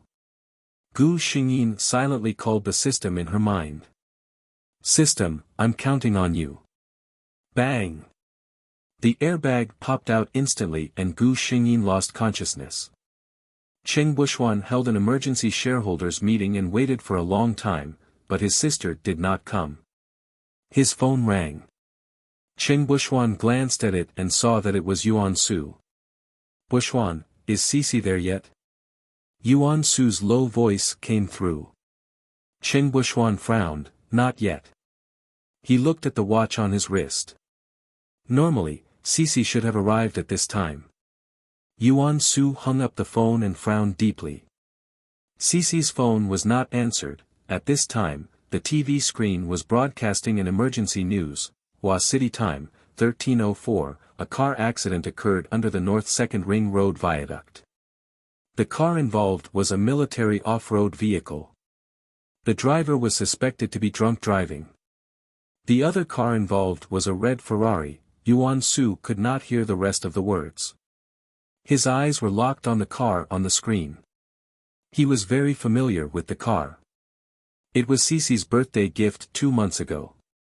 When Yuan Su arrived at the hospital, Gu Xingyin had already been sent to the emergency room. "How is she?" Yuan Su grabbed a nurse who was in a hurry. The nurse looked up impatiently. She was about to say something when she was frightened by the man's horrifying face. The man in front of her looked very calm, but his eyes were bloodshot. The surging madness in his eyes seemed to be about to go out of control. The nurse felt that the man was going to go crazy in the next second. She felt that her throat was a little dry. She swallowed her saliva and carefully worded, "The patient has just been sent to the emergency room. The current diagnosis is 4 broken ribs, a comminuted fracture of the right hand, and part of the sternum is broken. Whether the broken bones have pierced the thoracic cavity remains to be checked, the nurse said carefully. Seeing that the man with the scary aura did not move, she hurriedly left. Yuan Su stood there alone. The nurse's words echoed in his mind. For broken ribs, right hand comminuted fracture, sternum shattered, his Cece was so weak and delicate. She should be held in the palm of someone's hand. How could the Cece who should be loved and pampered endure this kind of pain? Yuan Su felt a dull pain in his heart. He hated himself for not being able to replace the person in the emergency room. At this time, the Qing family also rushed over. "How is Cece?" Mrs. Qing asked. Yuan Su's voice was low and hoarse. "He's still in the emergency room. We'll have to wait for the doctor to come out." Mrs. Qing leaned weakly against her husband and tried her best to cover her face with her handkerchief to stop herself from crying. Qing Bushuan walked to Yuan Su's side and patted his friend's shoulder. "Cece will be fine." He could see that this man was on the verge of collapse. Yuan Su looked at his friend. "Where's the driver? Did you find it?" Qing Bushuan nodded. Yuan Su's voice was cold. "I don't believe this is a simple drunk driving accident. That person, find a way to make him talk." Qing Bushuan's voice wasn't any calmer than Yuan Su's. "Don't worry. If this is man-made and I find out who did it, I'll definitely make her regret being born into this world." The lights in the emergency room were on for a few hours. "Doctor, how is the situation?" Yuan Su asked. The doctor looked at the faces in front of him that often appeared in the financial news. He also knew that the person lying in the emergency room at this moment was not simple. The patient is out of danger. His body is not particularly damaged, but the injury is too serious. I'm afraid that he won't be able to withstand too much force in the future. For a moment, everyone was silent.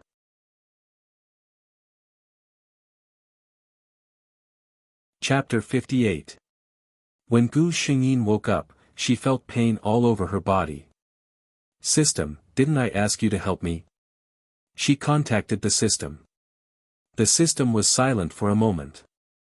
"You were hit by a military off-road vehicle at high speed. This injury is considered very light. I have tried my best to avoid leaving any sequelae on your body. If the injury is too light, you will be rejected by the rules of the world." Gu Xingyin was speechless. It was really tiring to have such a serious and dedicated system. "Cece, are you awake?" Gu Xingyin heard a familiar voice as soon as she opened her eyes. Yuan Su's face appeared in her sight. His hair was slightly messy and his eyes were bloodshot. Obviously, he did not have a good rest these days. Yuan Su rang the bell to ask the doctor to come over. He asked nervously, "Do you feel uncomfortable anywhere?"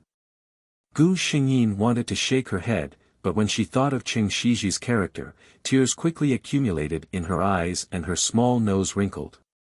"Yuan Su, I'm in pain." Gu Xingyin's red eyes and crying in pain almost crushed Yuan Su's heart. He was in a hurry to comfort her, but he did not dare to touch her easily. He had to be clumsy like coaxing a child. "Cece, be good. It won't hurt any more soon." The doctor came quickly. After checking Gu Xingyin, he was relieved that the patient was all right. According to this trend, she would soon recover. What followed was a long period of recuperation. Yuan Su directly changed his office location to the hospital. Every day, his secretary would bring important documents for him to review and sign. The rest of the time, he was taking care of Gu Xingyin. "I don't want to drink this soup," Gu Xingyin said coquettishly. These days, there were all kinds of bone soup every day. Gu Xingyin only felt that she was going to vomit whenever she smelled the bone soup. Yuan Su was very patient. "This is the last time. Don't drink this tomorrow." Gu Xingyin said, "It's the last time." Yuan Su looked at Gu Xingyin with a gentle expression as she reluctantly finished the entire bowl of soup. The left hand behind his back was covered in blisters. Everyone could see Yuan Su's care for Gu Xingyin. Every time the nurse in the hospital talked about Yuan Su, her face was full of longing. There aren't many handsome and rich men, but he treats his fiancée so well. I want a man like him too. The head nurse immediately poured a bucket of cold water. But his fiancée is also beautiful and rich. Stop dreaming. Have you checked the patient in room 20? Even Mrs. Cheng secretly sighed with her husband. At first, I was worried that Yuan Su was too old for us to cherish. I was afraid that there would be a generation gap between the two of them and that they wouldn't be suitable for each other. But now that I see him like this, I'm relieved. What else is more important than a man putting you in the heart of his heart? Gu Xingyin once asked about her brother's company. Cheng Bushuan only told her to rest well and not to think too much. Don't worry. The Cheng Corporation is fine. What you need to do now is to take good care of yourself. Dad and Big Brother are in the company, so you don't have to worry. What about the culprit of this car accident? Gu Xingyin asked. She had a feeling that this was not an accident. Cheng Bushuan paused for a moment. I have already found the culprit. Don't worry, Big Brother will definitely seek justice for you. He didn't mention the culprit's information. After leaving the room, Cheng Bushuan looked at Yuan Su, who was waiting for him. Did that person say anything? Yuan Su asked. Cheng Bushuan nodded. It's Cheng Yiru.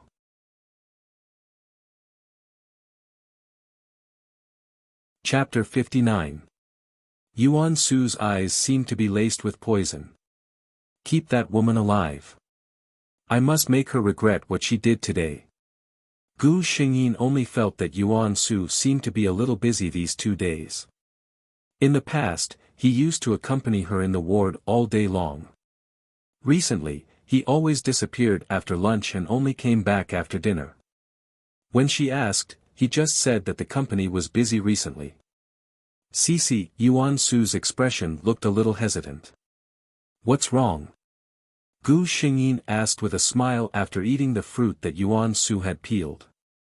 Yuan Su looked at Gu Xingyin's pure smile, closed his eyes, and said harshly, the doctor said that your right hand may not be able to hold the paintbrush anymore. Yuan Su looked at him. When she heard this, her face suddenly turned pale. After a while, she smiled at him. Under those circumstances, I just couldn't paint anymore. I feel that the heavens were already very kind to me. Although she said so, Yuan Su clearly saw that Cece's left hand was holding the fruit so hard that the knuckles were white. Yuan Su felt a little sour in his eyes. He knew very well how much Cece liked to draw. She said so just to comfort herself.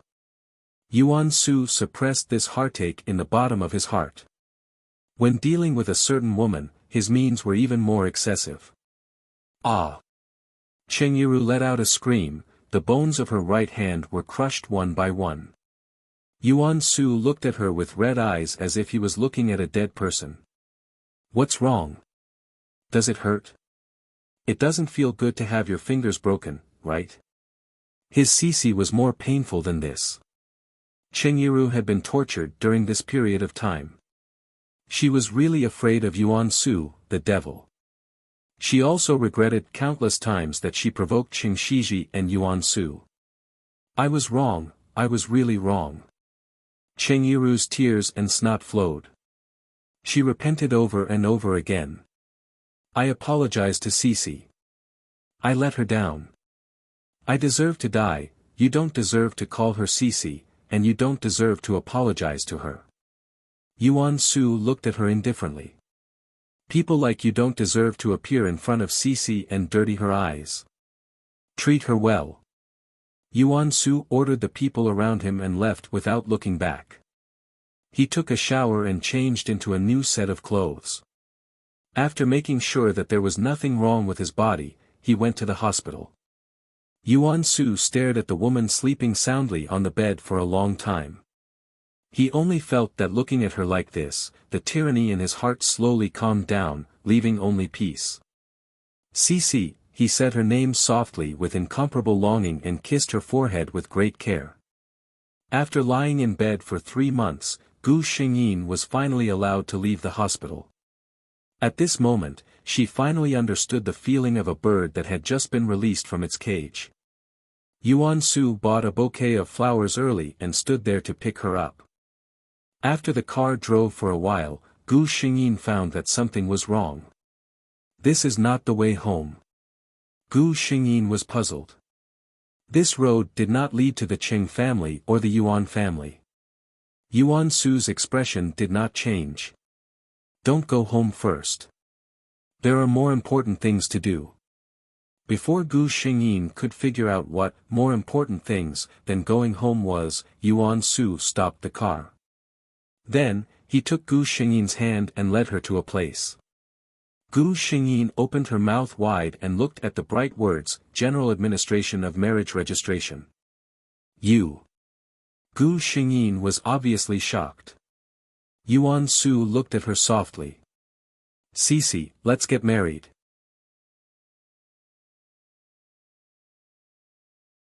Chapter 60. The marriage between Cheng's group and Yuan's group had become the hottest topic in Hua City recently.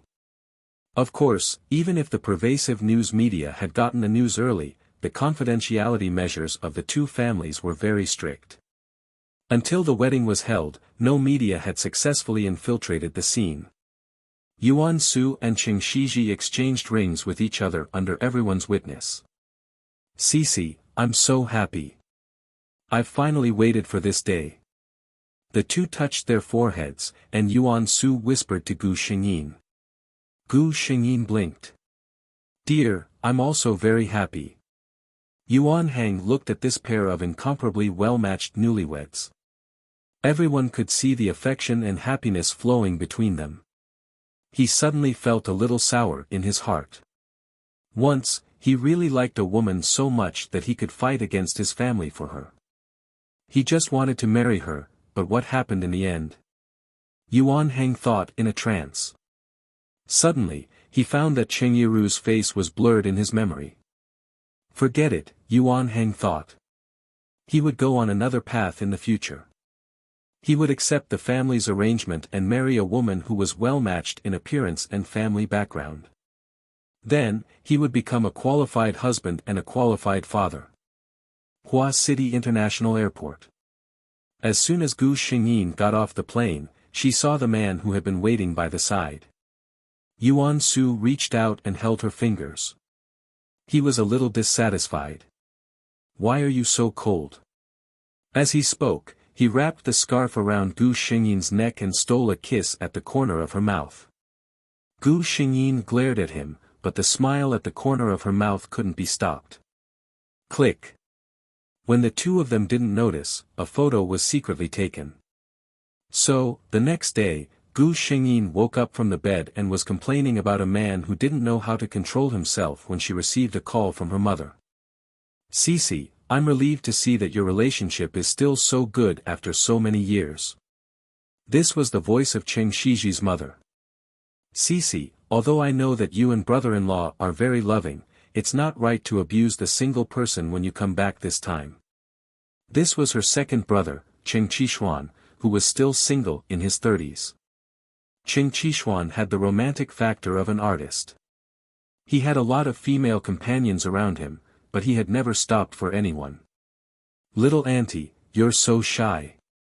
This was the little princess of Big Brother's family, Cheng Lingxi. Gu Xingyin was wondering what had happened. When she walked into the hall, she heard the news broadcast on the television. The photo of her and Yuan Su kissing appeared in the photo. Gu Xingyin blushed. Apparently, the two of them had been photographed at the airport yesterday. No wonder his family said that. She called Yuan Su and told him about it. Yuan Su said calmly, I kissed my wife. What's wrong with that? Is that not allowed? Gu Xingyin was speechless. He shook his head and thought about it carefully. What was he thinking about? Oh my God, the relationship between the Yuan Group CEO and that woman is so good. In a shopping mall, several shopping assistants took advantage of the fact that no one was there to gossip. The news said that they have been married for 10 years. Look, they picked her up at the airport, gave her a scarf, and kissed passionately. It's even more romantic than an idol drama. A warehouse worker passed by with a few big boxes, and several people quickly moved aside. She had 2 broken fingers on each of her hands. Cheng Yiru listened to those people talking about how happy the 2 of them were, but she didn't stop working. There were still more than a dozen boxes. She could only get off work after she finished unloading them. She looked up at the LCD TV on the wall. On the screen, a man and a woman were hugging each other affectionately. When they looked at each other, the affection in their eyes was undisguised. It felt like a lifetime ago.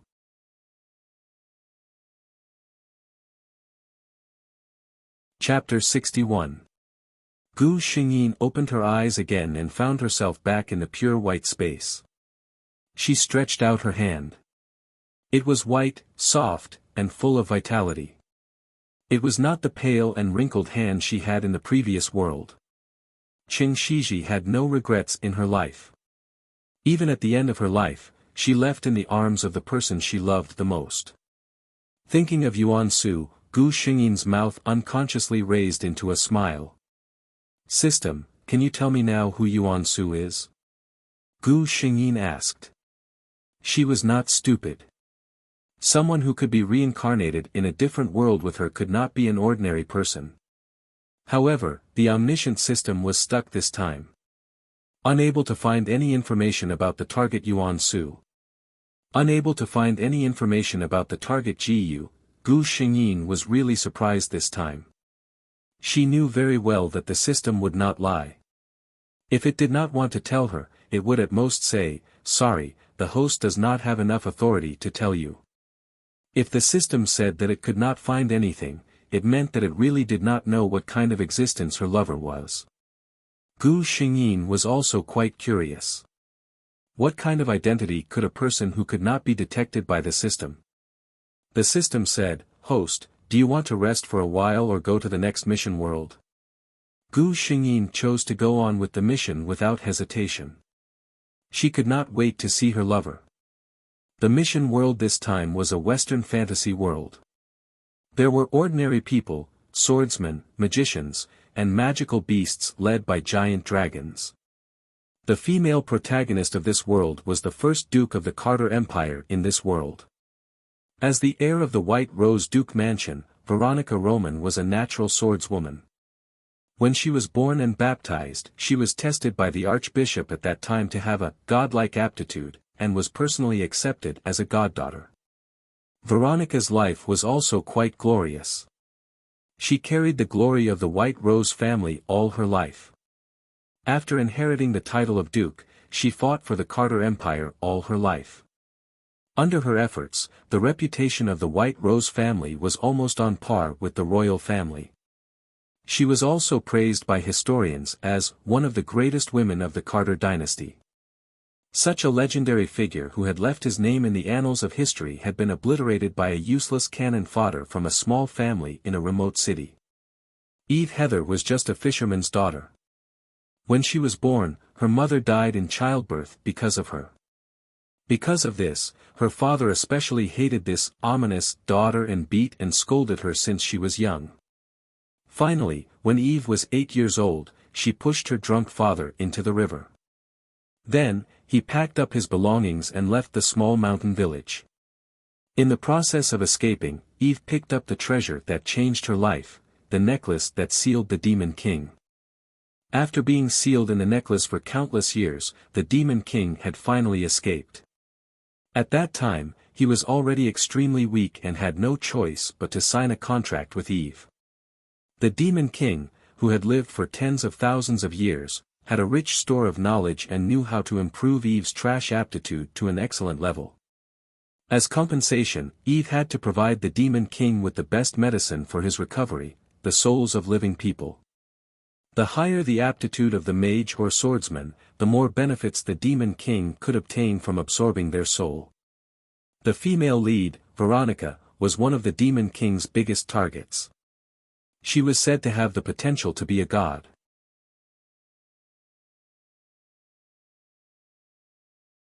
Chapter 62. Gu Xingyin was lying on a bench in the White Rose Garden, receiving the memories transmitted by the system. So, my first task is to stay alive. The previous worlds were relatively gentle, but she did not expect this world to be so cruel. The system's calm voice sounded, "Yes, the host. The system has detected that your body is 13 years old, and the cannon fodder Eve is 10 years old. At this time, she has already obtained the necklace that sealed the Demon King, and is on her way to the King's city." Gu Xingyin was silent for a moment, then asked, "System, if I were to fight the Demon King now, what are the chances of me defeating him?" The system answered honestly, "None." Gu Xingyin, she was secretly thinking, should she tell her godfather, the Archbishop, that Eve was carrying the necklace that sealed the Demon King? The system poured cold water on her without mercy. "I don't recommend the host to do this. The original body has never left the King's city, so you can't explain how you know this. If the host really does this, it is very likely that you and Eve will be eliminated as heretics." Gu Xingyin could only give up this tempting idea. "Your Highness, the second prince is here to see you." A maid came forward, waking Gu Xingyin from her meditation. Gu Xingyin elegantly got up, nodded to the maid, and walked towards the reception hall. "Veronica." From afar, a young man's voice called out to her. Veronica walked over unhurriedly, and gave the person a standard aristocratic salute, "Your Highness the Second Prince." The young man's beautiful eyebrows suddenly wrinkled. "I've told you many times, Veronica, there is no need to be so polite in front of me." Gu Xingyin's expression did not change. "Your Highness, etiquette cannot be ignored." Liv Man was helpless. "All right Veronica, your father the Duke has taught you too old-fashioned." Gu Xingyin's expression became serious. "Your Highness, please do not criticize my elders." Liv Man looked at the girl in front of him. The 13-year-old girl was already very tall, and her figure was beginning to show the embryonic form of a woman. The heir of the White Rose family had golden curly hair that was as bright as the sun. Her pure eyes were like the purest green gems. Her milk-white skin was inherited from her mother, the Duchess of White Rose. She also had delicate lips that were like flower petals. It was a pleasure to be able to hear his name from her mouth. The Pearl of the Empire. Liv Man did not know how many times he had heard the nobles secretly talk about the heir of the Duke. She was as dazzling and charming as her family emblem, the White Rose. Unfortunately, Liv Man looked at Veronica's serious and expressionless face and sighed secretly. The Duke of White Rose was known for his strictness in the Empire. He had taught his only daughter to be this way, old-fashioned, well-mannered, and her every move was as standard as what was written in the textbooks. "Your Highness the Prince, what do you want?" "His Highness the Prince?" Liv Man came back to his senses, and remembered the purpose of his visit. "My mother's purebred Siamese cat gave birth to 3 children, and I brought you one. Do you like it?" Liv Man held up a delicate small basket as if he was presenting a treasure. Lifting the cloth on the small basket, Gu Xingyin saw the creature inside.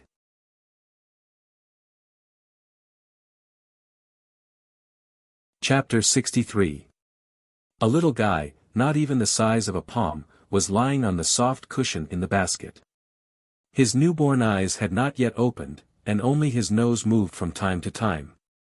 Perhaps he was not used to the sudden light, and his body was slightly curled up. Of course she liked it. Gu Xingyin loved this kind of furry thing in her past life. She almost couldn't help but reach out to touch it.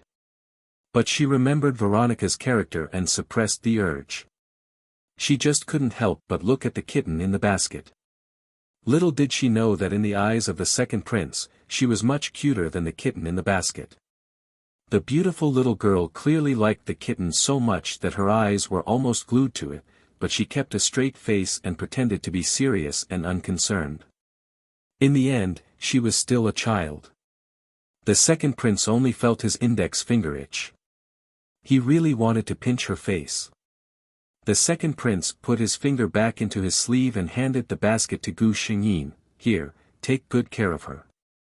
This prince will check on her often." In a wild forest thousands of miles away from the king's city, a thin figure was trekking with difficulty. "Your Excellency, why are we in such a hurry to go to the king's city?" the figure asked in a clear voice. This person was Eve Heather. There was no sound coming from the ring, but Eve Heather didn't find it strange. She held the necklace in front of her chest with her empty left hand. The strange soul lived in the necklace around her neck. 2 months ago, when she picked up this necklace, it was just a simple girl who liked beautiful things and kept it. Until she saw the shadow in the necklace, or rather, the soul. The soul's offer was very tempting. As long as she helped him find enough souls, he would tell her how to improve her aptitude. Eve Heather agreed on the spot, even though what the soul wanted her to do was against God's will. But what did it matter? When she was abused and beaten by her father, she had prayed countless times to God to save her, but he didn't. Until she couldn't take it anymore and pushed the man into the river. She was really scared at that time. She was afraid that God would punish her for the crime of killing her own family. But nothing happened. From then on, she knew that the so-called God did not exist at all. In other words, the high and mighty gods did not care about the life and death of mortals like them. Therefore, when she knew that she had a chance to become stronger, she agreed to the soul's request without hesitation. However, there seems to be something wrong with that person recently. Eve Heather thought to herself. In the past, whenever His Excellency appeared, she would always have the illusion of being stared at by a venomous snake. But since last month, this feeling had disappeared. His Excellency's words were noticeably less, and he no longer asked her to find the souls of living people for him. His only request was to get to the royal city as soon as possible. Eve Heather always felt that His Excellency had become much easier to get along with. If it was in the past, she would never have dared to ask any questions. Don't think too much and don't ask too many questions.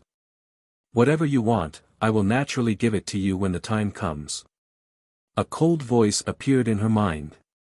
It was that person. Eve Heather was startled. She lowered her head and replied respectfully.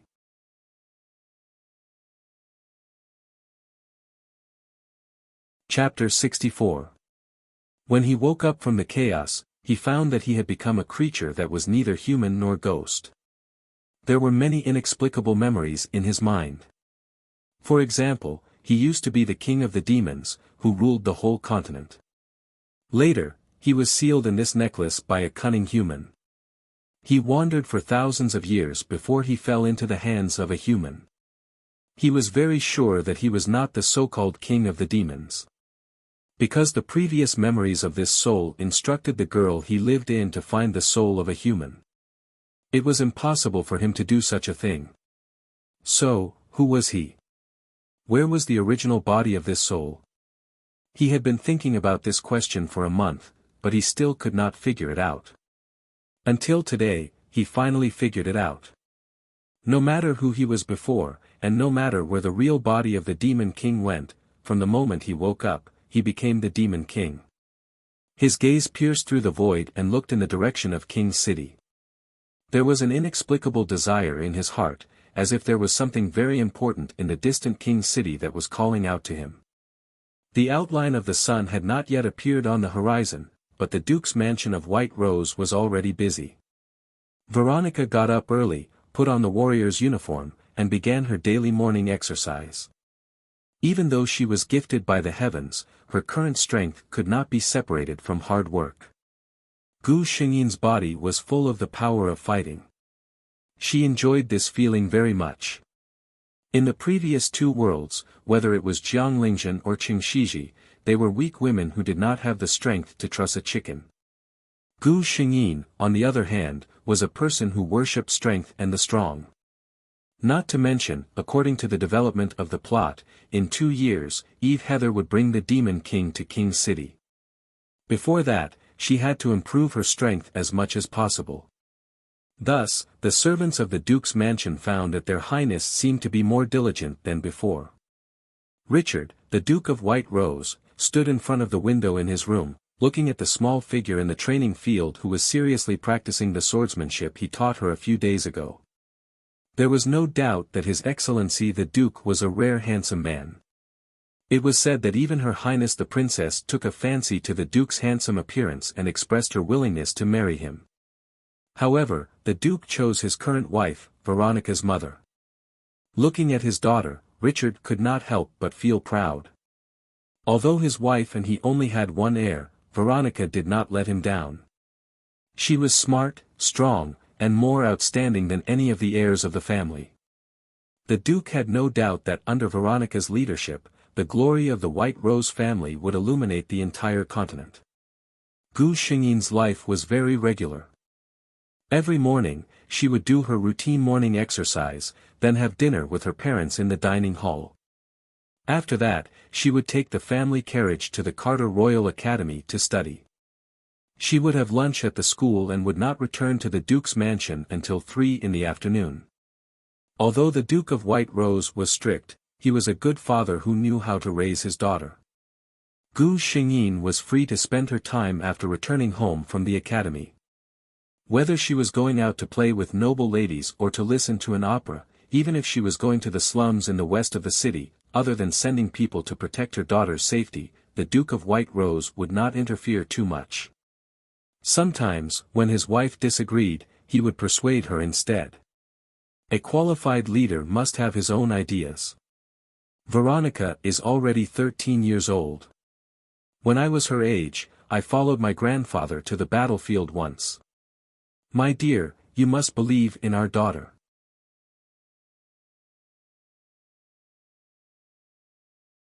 Chapter 65. Gu Xingyin carried Vera out of the door. Vera was the Siamese cat that the second prince had given to Veronica. A month had passed, and Vera's small body was covered with fine, soft white fur.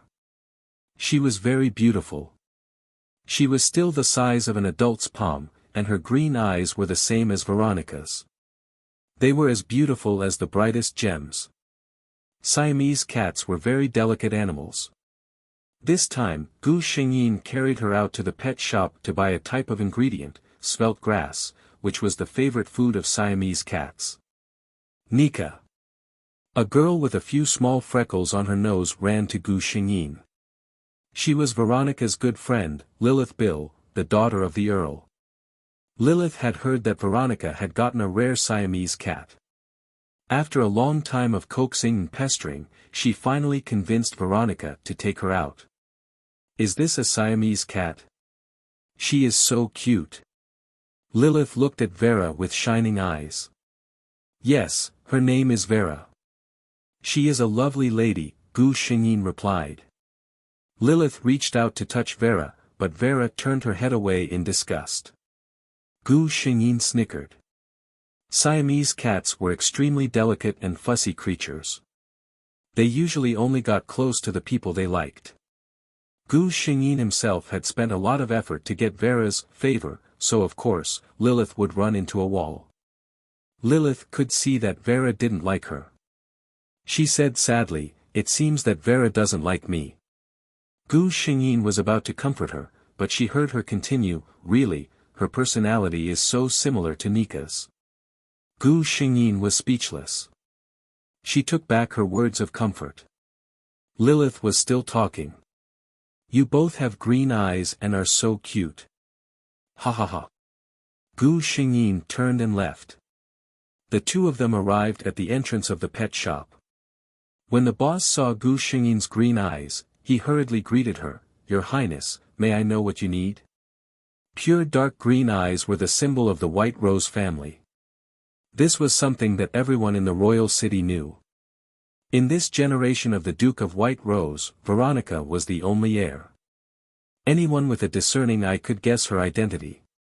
Gu Xingyin revealed Vera, who was lying in his arms. The grass she eats must be the freshest and most tender part. When the owner saw Vera, he smiled. Oh, it's a Siamese cat. This is a precious little thing. I just happen to have some slender grass that was just delivered today. Your Highness, please wait for a moment. I'll go get it for you. Gu Xingyin and Lilith were sitting in the shop. Lilith was still trying to win Vera's favor, but she was always rejected. Gu Xingyin's expression didn't change, but there was a smile in her eyes as she looked at the woman and the cat. Boss, wrap up all the slender grass in your shop for me. A loud voice sounded. Gu Xingyin looked up. It was a beautiful lady in red. Her eyebrows were full of arrogance. In her hand was a magic staff that was almost as tall as her. She was obviously a magician. When the lady in red saw Gu Xingyin and Lilith, her expression changed. Why are you here? Before Gu Xingyin could say anything, Lilith opened her mouth. This pet shop doesn't belong to the Raymond family. If you can come, why can't we?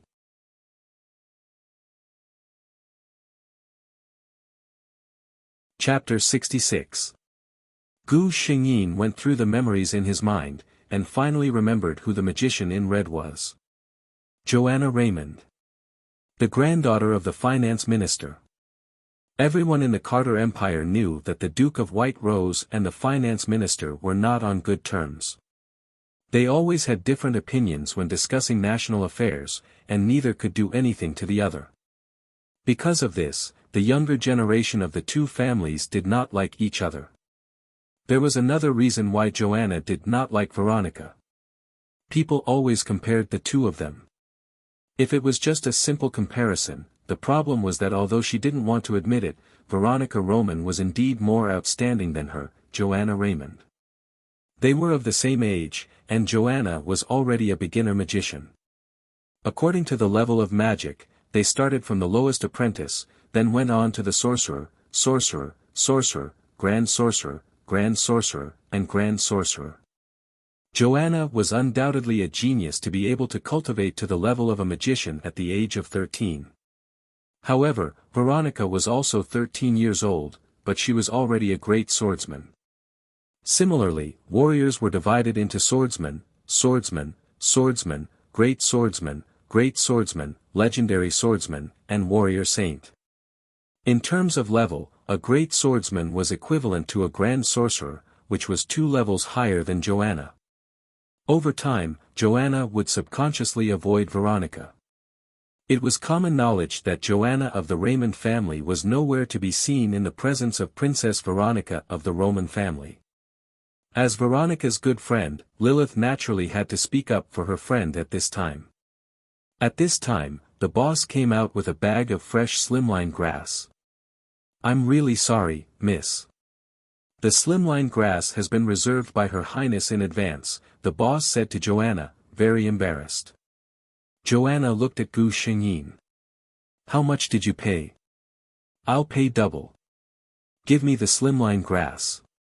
Gu Xingyin's answer was to pay the boss the crystal coins and put the slimline grass in the space ring. You. Joanna was exasperated. What she hated the most was the arrogant face of the Roman family. It was as if she was just a clown in their eyes. Gu Xingyin thought to herself, I'm not going to take the blame for this. With my facial paralysis persona, I can't give you a smile. Stop right there, Veronica Roman. Joanna's fireball flew past Gu Xingyin's clothes. If Gu Xingyin hadn't dodged it, her robe would have been ruined. Gu Xingyin turned around with a hint of anger in her eyes. Xiao Anna was a little guilty. She just wanted to warn Veronica, but she didn't expect that she was too emotional and lost her aim. However, she could not show her fear in front of the Roman family. She raised her chin and said, I told you to stop. I want the slender grass in your hands. If not for the fact that the slender grass was so hard to find, she would not have bothered Veronica Roman. At this time, Vera, who was in Gu Xingyin's arms, poked her head out and called out softly. Joanna's expression changed. Is that a Siamese cat in your arms? Gu Xingyin did not say anything. Joanna's face was pale. I've asked him for it so many times, but he refused to give it to me. It turns out that he gave it to you. Gu Xingyin immediately understood why Joanna wanted the slimline grass. She suddenly felt that Joanna was a little pitiful. It was just a story of how the falling flower fell in love with the heartless brook. But sympathy was one thing. She would never give up Vera's rations.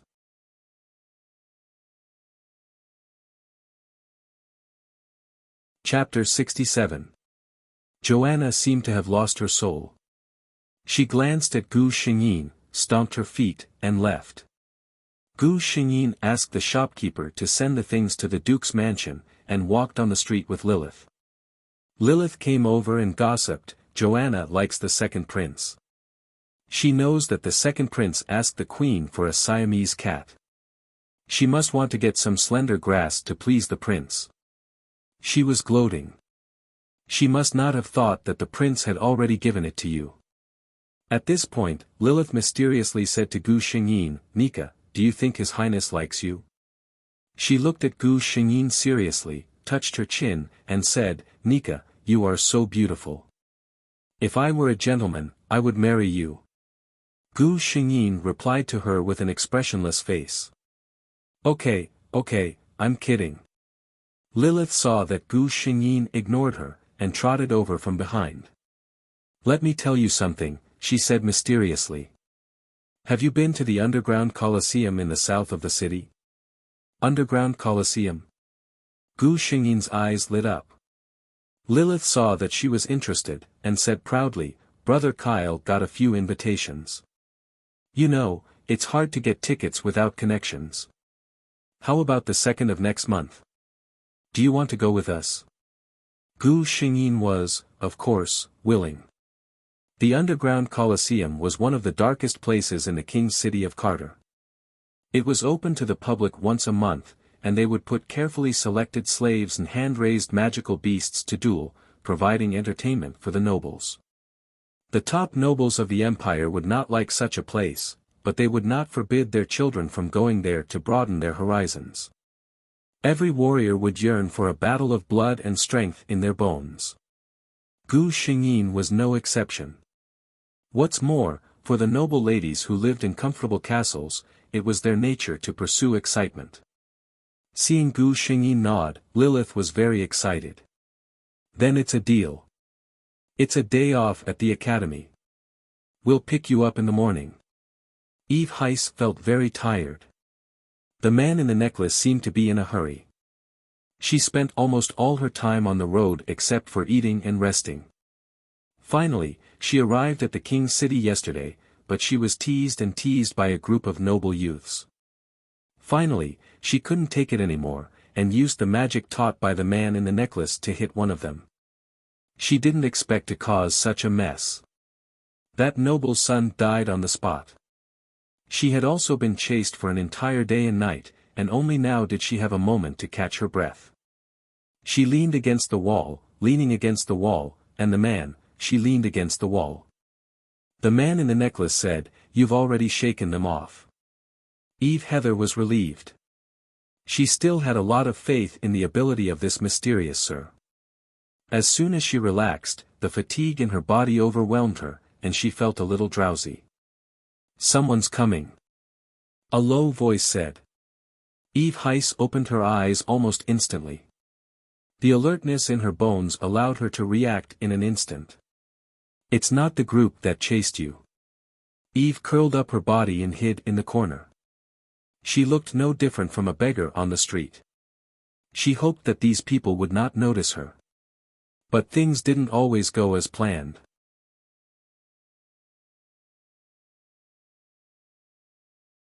Chapter 68. Damn it. That little slave ran away. If we can't get him back today, we'll probably be slaughtered when we go back. A big man cursed. They were all guards of the underground Colosseum. During this time, they were preparing for the duel at the end of next month. Who would have thought that today, a little slave, who was used as a sacrifice, would break through layers of obstacles and run out? They were responsible for guarding. If they were found to have lost someone, the consequences would not be good. Hey! Look! One of them found Eve huddled in the corner. Another one instantly understood what he meant. Anyway, they were all slaves used as cannon fodder. As long as the number was right, no one would pay attention to what a slave looked like. What are you doing? Let me go. Eve Taylor had never expected that this group of people would target her. Boy, don't be nervous. We'll take you to a good place. I promise you'll eat and drink well. She would be obedient for a few days so that she could be the food for the treasure of the Colosseum. Don't resist. Follow them. The mysterious man's voice suddenly came into Eve's ears. The mysterious man had his own considerations. He had lost a lot of strength. With Eve's skills, there was no way to escape from these people. It was better to follow them first. He could take advantage of this time to recover his strength. When the time came, he would have more confidence to take her away. Eve obediently quieted down. Those big men thought that their words had convinced the little beggar, and they exchanged a smile with each other. Soon, it was the second day. On this day, Gu Xingyin got up early to do morning exercises as usual, and then had breakfast with her parents. Soon after the meal, the housekeeper came and said that the carriage of the Bill family was parked outside the Duke's mansion. Good day, Your Excellency the Duke. Good day, beautiful Duchess. Lilith gave a standard salute to the Duke couple. Mrs. Roman's beautiful face was full of smiles. She liked such a warm little girl like Lilith. Sometimes, when she thought of her daughter and her husband's cold little face, she always felt sad. Good day, Lilith. Did you come to see Arnika? She asked in a gentle tone. Lilith looked a little reserved. Yes, madam. We agreed to go out together today. All right then, Nika. Are you ready? Don't keep your friend waiting too long, said the Duchess. Mom, I'm ready, Gu Xingyin replied. They said goodbye to the Duke and his wife, and got into the carriage. When Gu Xingyin and Lilith could no longer be seen, the Duchess complained to her husband, Look, it's all because of your cold face. Look at how scared the little girl is. What a sprightly girl she is, poor Lilith. The Duke looked at his wife helplessly. Nana, you know I didn't do it on purpose. The Duchess winked mischievously. Then, the great Duke of White Rose, why don't you smile? Duke, Lilith pulled Gu Xingyin into the carriage. You scared me to death. Lilith patted her chest exaggeratedly. Every time I see the Duke, I'm more scared than when I see the supervising elder.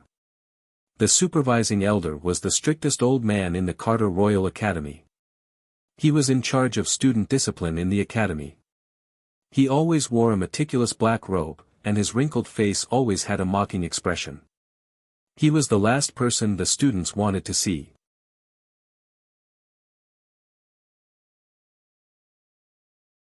Chapter 69.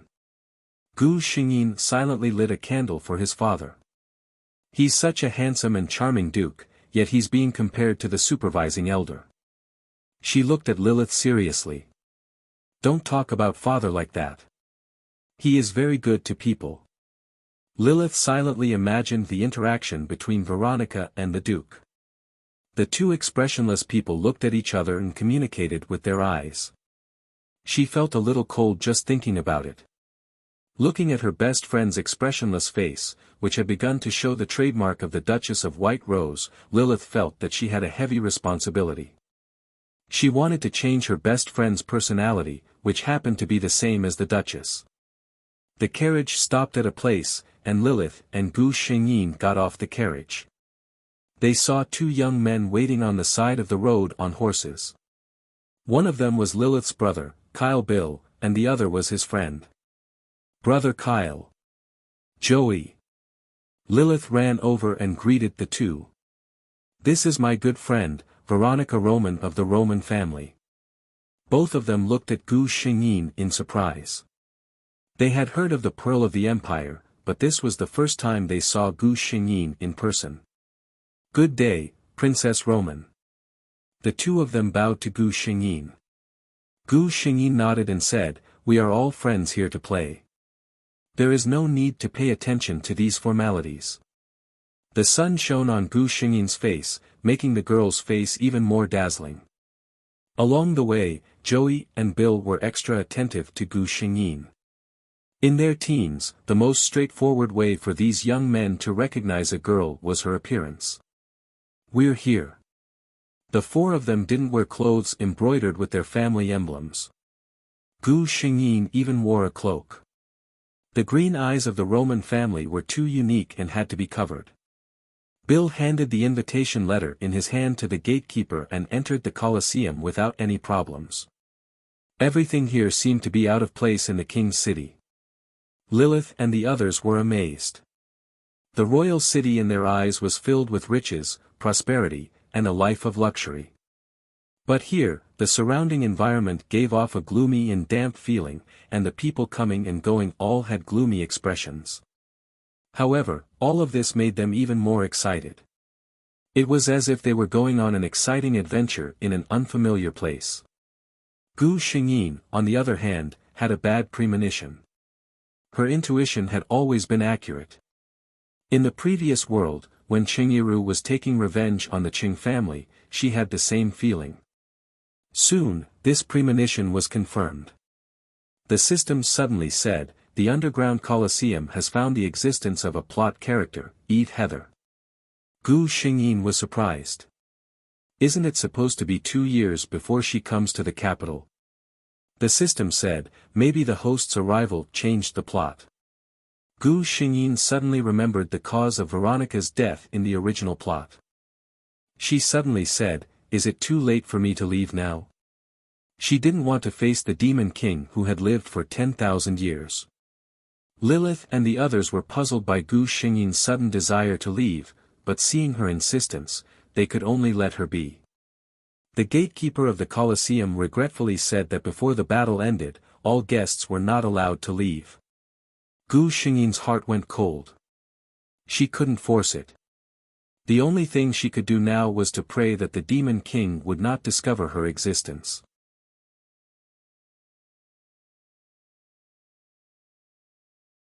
Chapter 70. The Demon King only felt that his heart was beating very fast, if he still had that thing. The feeling that had been with him since he woke up had become unprecedentedly strong after coming to the king's city, and today, it had reached its peak. He felt that his entire soul was trembling. He could feel that the thing he had been longing for was already in front of him. He was going to find her. Eve only felt that the necklace's heat was a bit scorching. "Is that person all right?" she thought uneasily. After all, in this strange place, that mysterious stranger was her only guarantee. "Quick, quick, quick. You all move faster. The battle is about to start. Lord Barton has already finished warming up. It's time to put these little guys up." Eve had indeed been well taken care of by the people in the underground Colosseum these past few days, but she also understood where this place was. "Don't worry, I will help you when the time comes. When it's chaotic, you can take the opportunity to quietly escape." The Demon King comforted her. Soon, Eve and more than 10 youths of similar age were driven into a huge iron cage. At first, these youths were a little confused, but when they saw the huge iron cage, the bloodstains on the ground, and the excited spectators on the stands outside, a few of them suddenly understood where they were, and their expressions immediately became desperate. They wanted to escape, but the cage was already locked. This cage was made of special steel, and with just the few of them, it was impossible to break it. Roar! A huge roar came, and 4 big men appeared on the left side of the Colosseum. They were carrying a cage on their shoulders, and inside the cage was a huge tiger-type magical beast. "Let us welcome the king of the King's City Underground Colosseum, the 6th-rank magical beast, Thunderwing Tiger," the host said loudly with an excited expression. The atmosphere of the scene was pushed to a climax. Many nobles waved the things in their hands, and their expressions were faintly crazy. In the iron cage, Eve's face suddenly became pale. At this time, even the slowest person understood their fate. At the same time, a person came out from the right side of the Colosseum. This man only had a simple cloth around his waist, and his whole body was muscular. He waved his hand at the audience. The audience screamed again. "Let us welcome the hero of the underground Colosseum, Barton the Violent Lion." "Barton! Barton!" Gu Xingyin was a little surprised. Most of the people sitting here were nobles. She really did not expect that those nobles, who were usually well-dressed and well-mannered, would have such a crazy side. She took a closer look at Barton. He was a great swordsman, just like her. Gu Xingyin was a little surprised. With the cultivation of a great swordsman, he could find a decent and good job anywhere. Why would anyone want to come to a place where life and death were a constant threat? While Gu Xingyin was thinking, the huge thunder-winged lion had already been placed into the iron cage. "Ah!" Screams rang out, and the children all ran towards the furthest corner of the thunder-winged lion. However, this was of no use. The entire cage was only so big. A bloodthirsty look flashed across the thunder-winged lion's eyes. In a flash, it arrived in front of the nearest youth. Then, it opened its mouth, revealing its sharp teeth.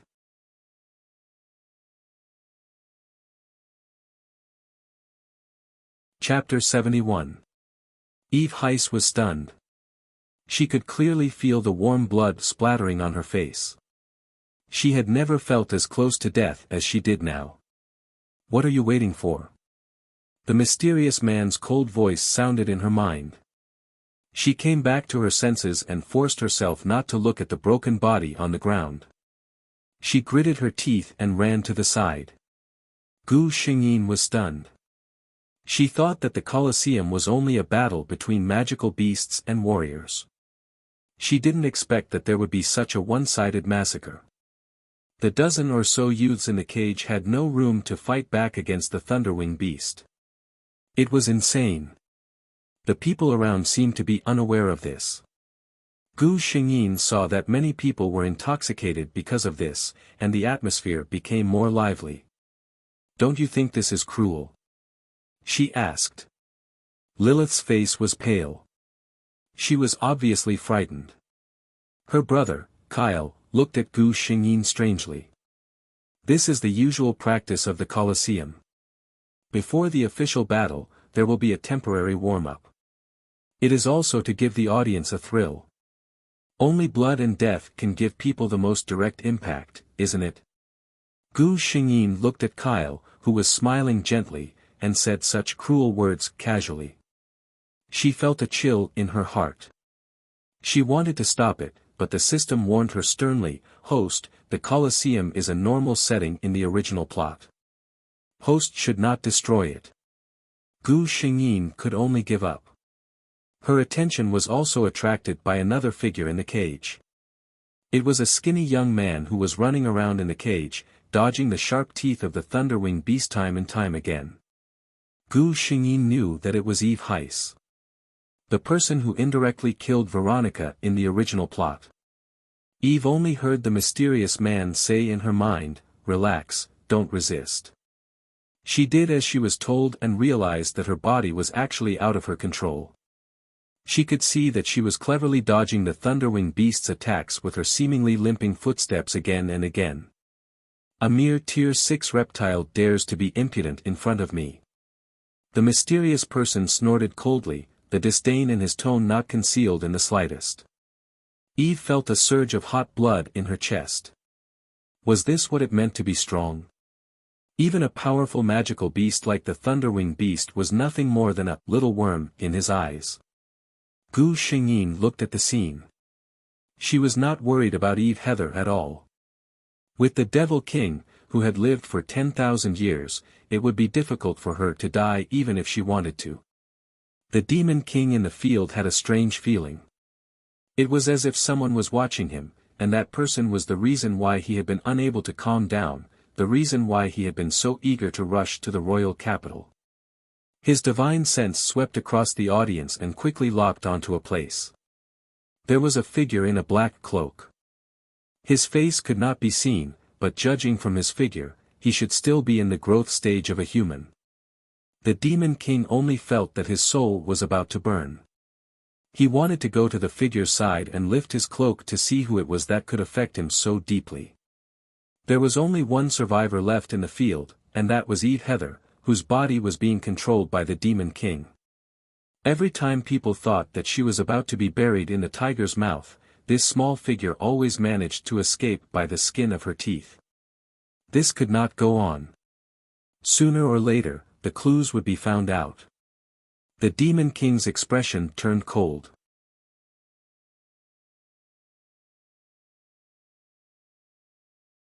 Chapter 72. In a place where no one could see, the eyes of the girl who was running for her life suddenly turned into a pure black color, as if an endless whirlpool was condensing in her eyes.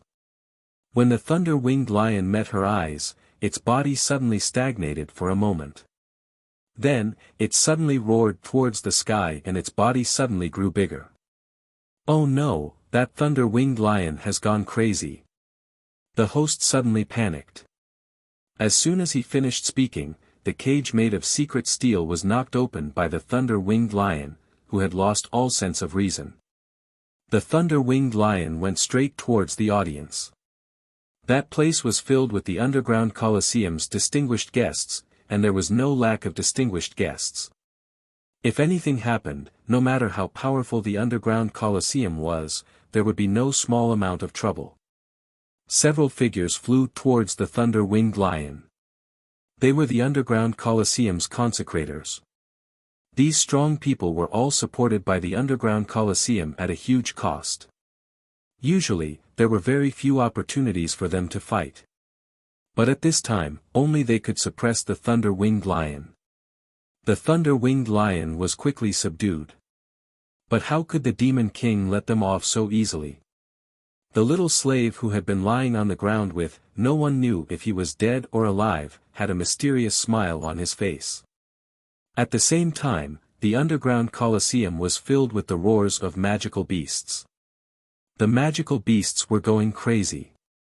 Countless magical beasts ran out of their cages and bit everyone they saw. They were originally the overlords of the forest and grassland.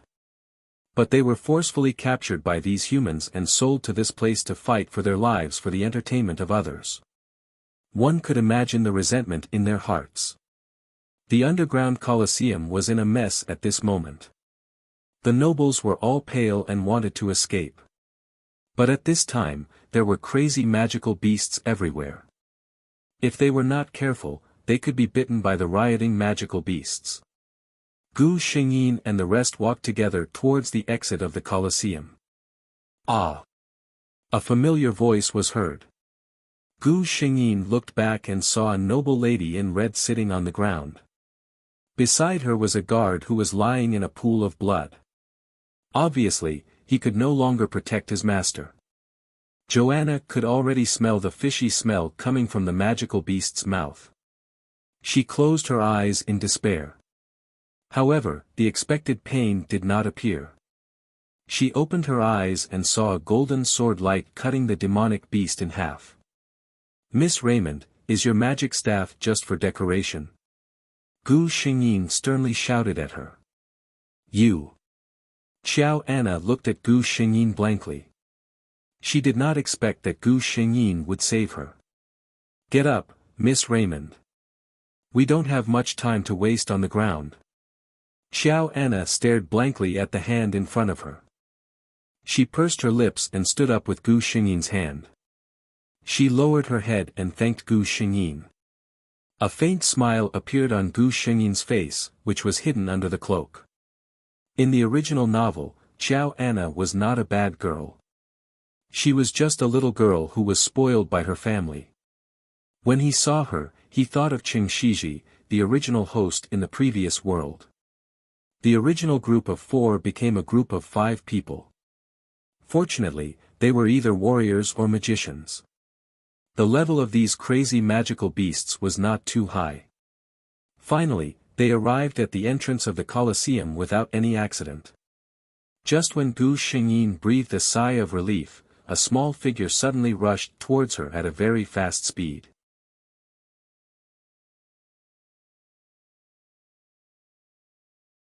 Chapter 73. Although the figure was extremely fast, that was only for ordinary people. For a great swordsman like Gu Xingyin, it was nothing. However, Gu Xingyin did not manage to dodge the seemingly slow collision. She took 2 steps back and was supported by Joanna, who was standing behind her. The cloak that had been covering her face fell off. However, the figure was knocked to the ground by the force of the collision. Gu Xingyin's expression changed. The figure was Eve Heather. The Demon King deliberately bumped into her. The cloaked figure looked like a noble. With Eve's identity, if she missed this chance, she did not know when she would meet her again. She could only think of a way. The moment Gu Xingyin's cloak fell off, the Demon King felt that his heart was in his mouth. He hated those dazzling colors the most, but he felt that the girl in front of him, with her long golden hair, was so charming. Her beautiful green eyes, and her delicate lips, no matter how he looked at it, she looked like someone from the light camp, which he hated the most.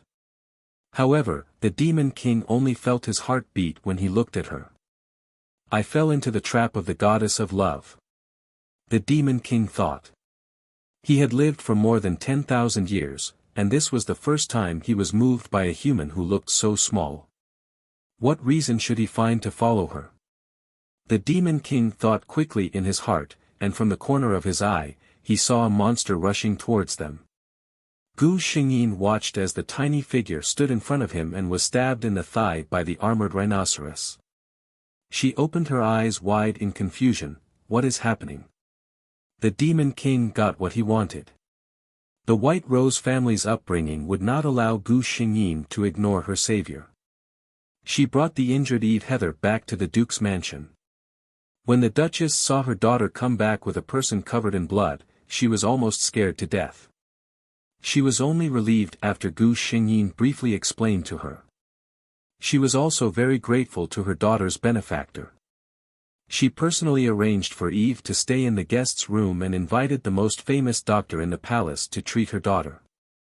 Gu Xingyin was not in a good state at the moment.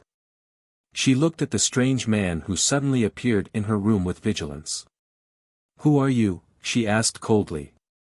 Of course, Gu Xingyin knew who he was, but she never thought that the Devil King would appear so quickly.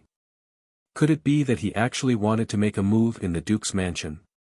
She placed her hand on the protective enchantment in the space ring. Her godfather, the Archbishop of the Carter Empire, had personally set it up for her. The Demon King pretended not to see her little action. He just looked greedily at Gu Xingyin with an unfathomable smile in his eyes. "What a cute little girl. Are you willing to sign a contract with me?" Gu Xingyin called out to the system, "This is different from the plot. Isn't it Eve Heather who signed the contract with him?" The system was also confused. The Demon King saw Gu Xingyin's vigilance, and he was a little annoyed. In his heart, this little girl should not show such an expression to him. She should be looking at him with eyes full of trust and dependence, and her eyes were full of him. "You have no other choice but to sign a contract with me. Otherwise, you can imagine the lives of the entire White Rose Duke's mansion."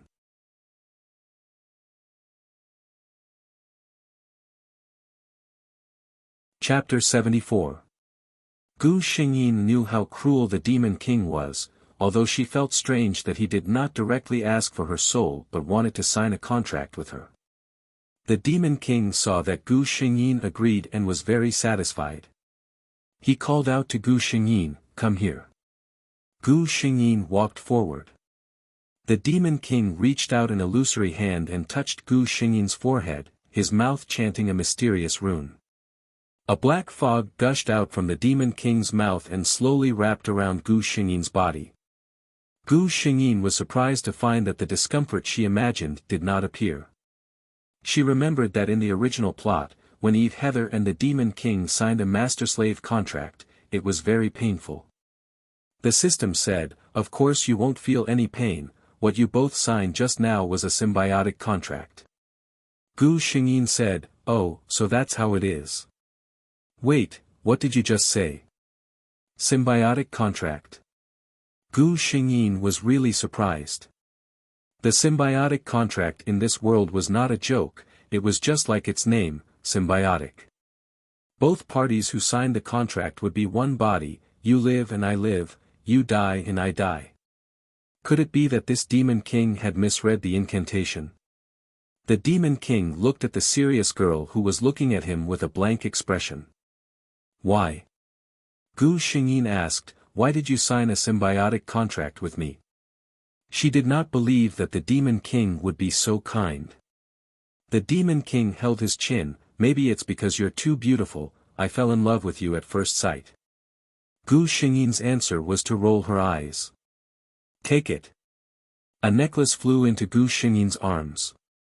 The necklace was a dark diamond-shaped crystal, the chain was made of an unknown material, it shone like stars. "My soul is now living in this necklace, you have to take good care of it." Gu Xingyin would have taken good care of it even if he did not say anything. After all, their lives were connected, she had to cherish her own life, she still had to find her lover in the future. The Demon King's next action once again broke Gu Xingyin's understanding. "Looking for the fountain of life?" The Demon King nodded calmly. "My physical body has long been burned to ashes. Now, only my soul remains imprisoned in this bright light chain. Naturally, I need the spring of life to nourish my soul and create a new body." Gu Xingyin was surprised again. "System, didn't the Demon King to recover quickly by devouring the souls of the living? Why are you taking the moderate path now?" "System, there are too many illogical things in this world. The problem is that it can't find any reason." Seeing that the system remained silent, Gu Xingyin understood. This meant that the system could not answer her for the time being. Regardless, to Xingyin's the demon, it was a good thing. As a symbiotic contract for a symbiotic contract as a symbiosis contract to A, would not, as a symbiotic contract, she. When Eve woke up, the scene in front of her made her dizzy. She had never seen such a bright and beautiful room, and had never slept on such a soft and fragrant bed. The pain from her thigh told her that this was not a dream. Subconsciously, she reached out to grab the necklace on her neck. Unexpectedly, it was empty. Eve immediately panicked, she struggled to get up. "Miss, you're awake. Is there anything I can do for you?" The maid who heard the commotion and walked in was shocked to see Eve like this.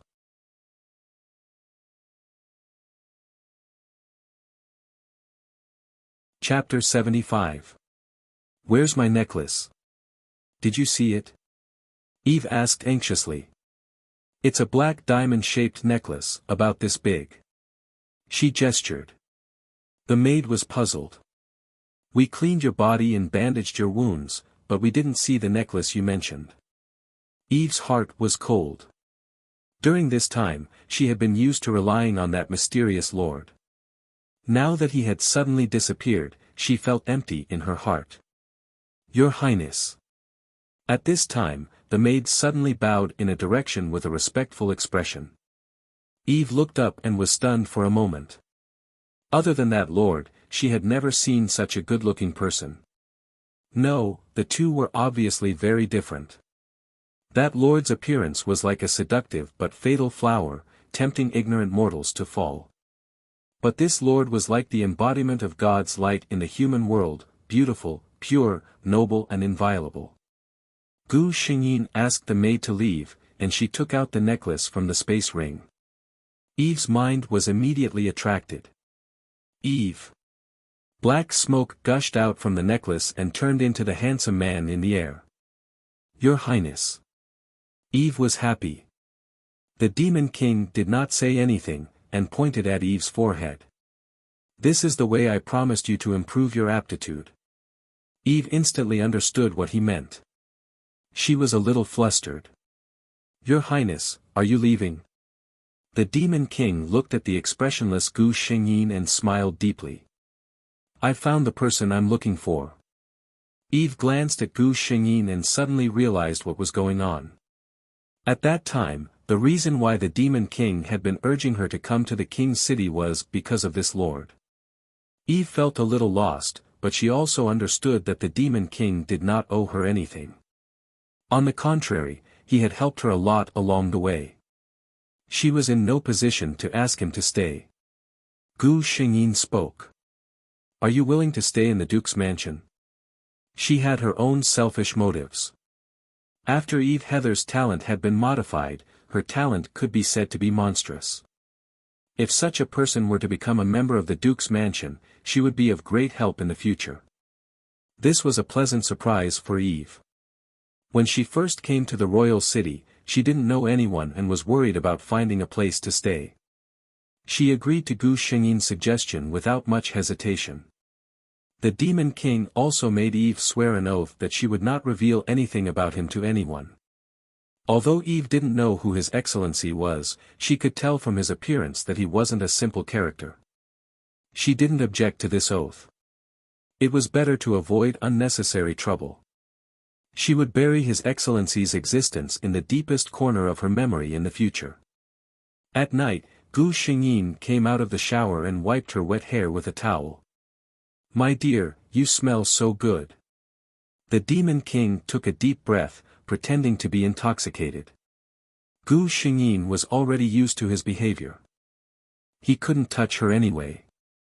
"Your Excellency Demon King, please conduct yourself with dignity." Because of the symbiotic contract, the Demon King's identity was not concealed. Gu Xingyin also doubted whether this person was her lover.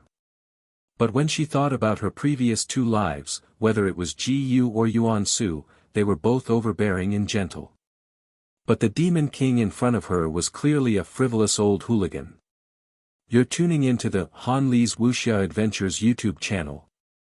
We're so grateful for your support, and don't forget to subscribe to join us on this incredible journey through captivating stories. Your generosity through donations truly makes a world of difference, as it's the primary source of revenue that allows me to expand and enhance this channel for you. Thank you from the bottom of my heart for being a part of this adventure.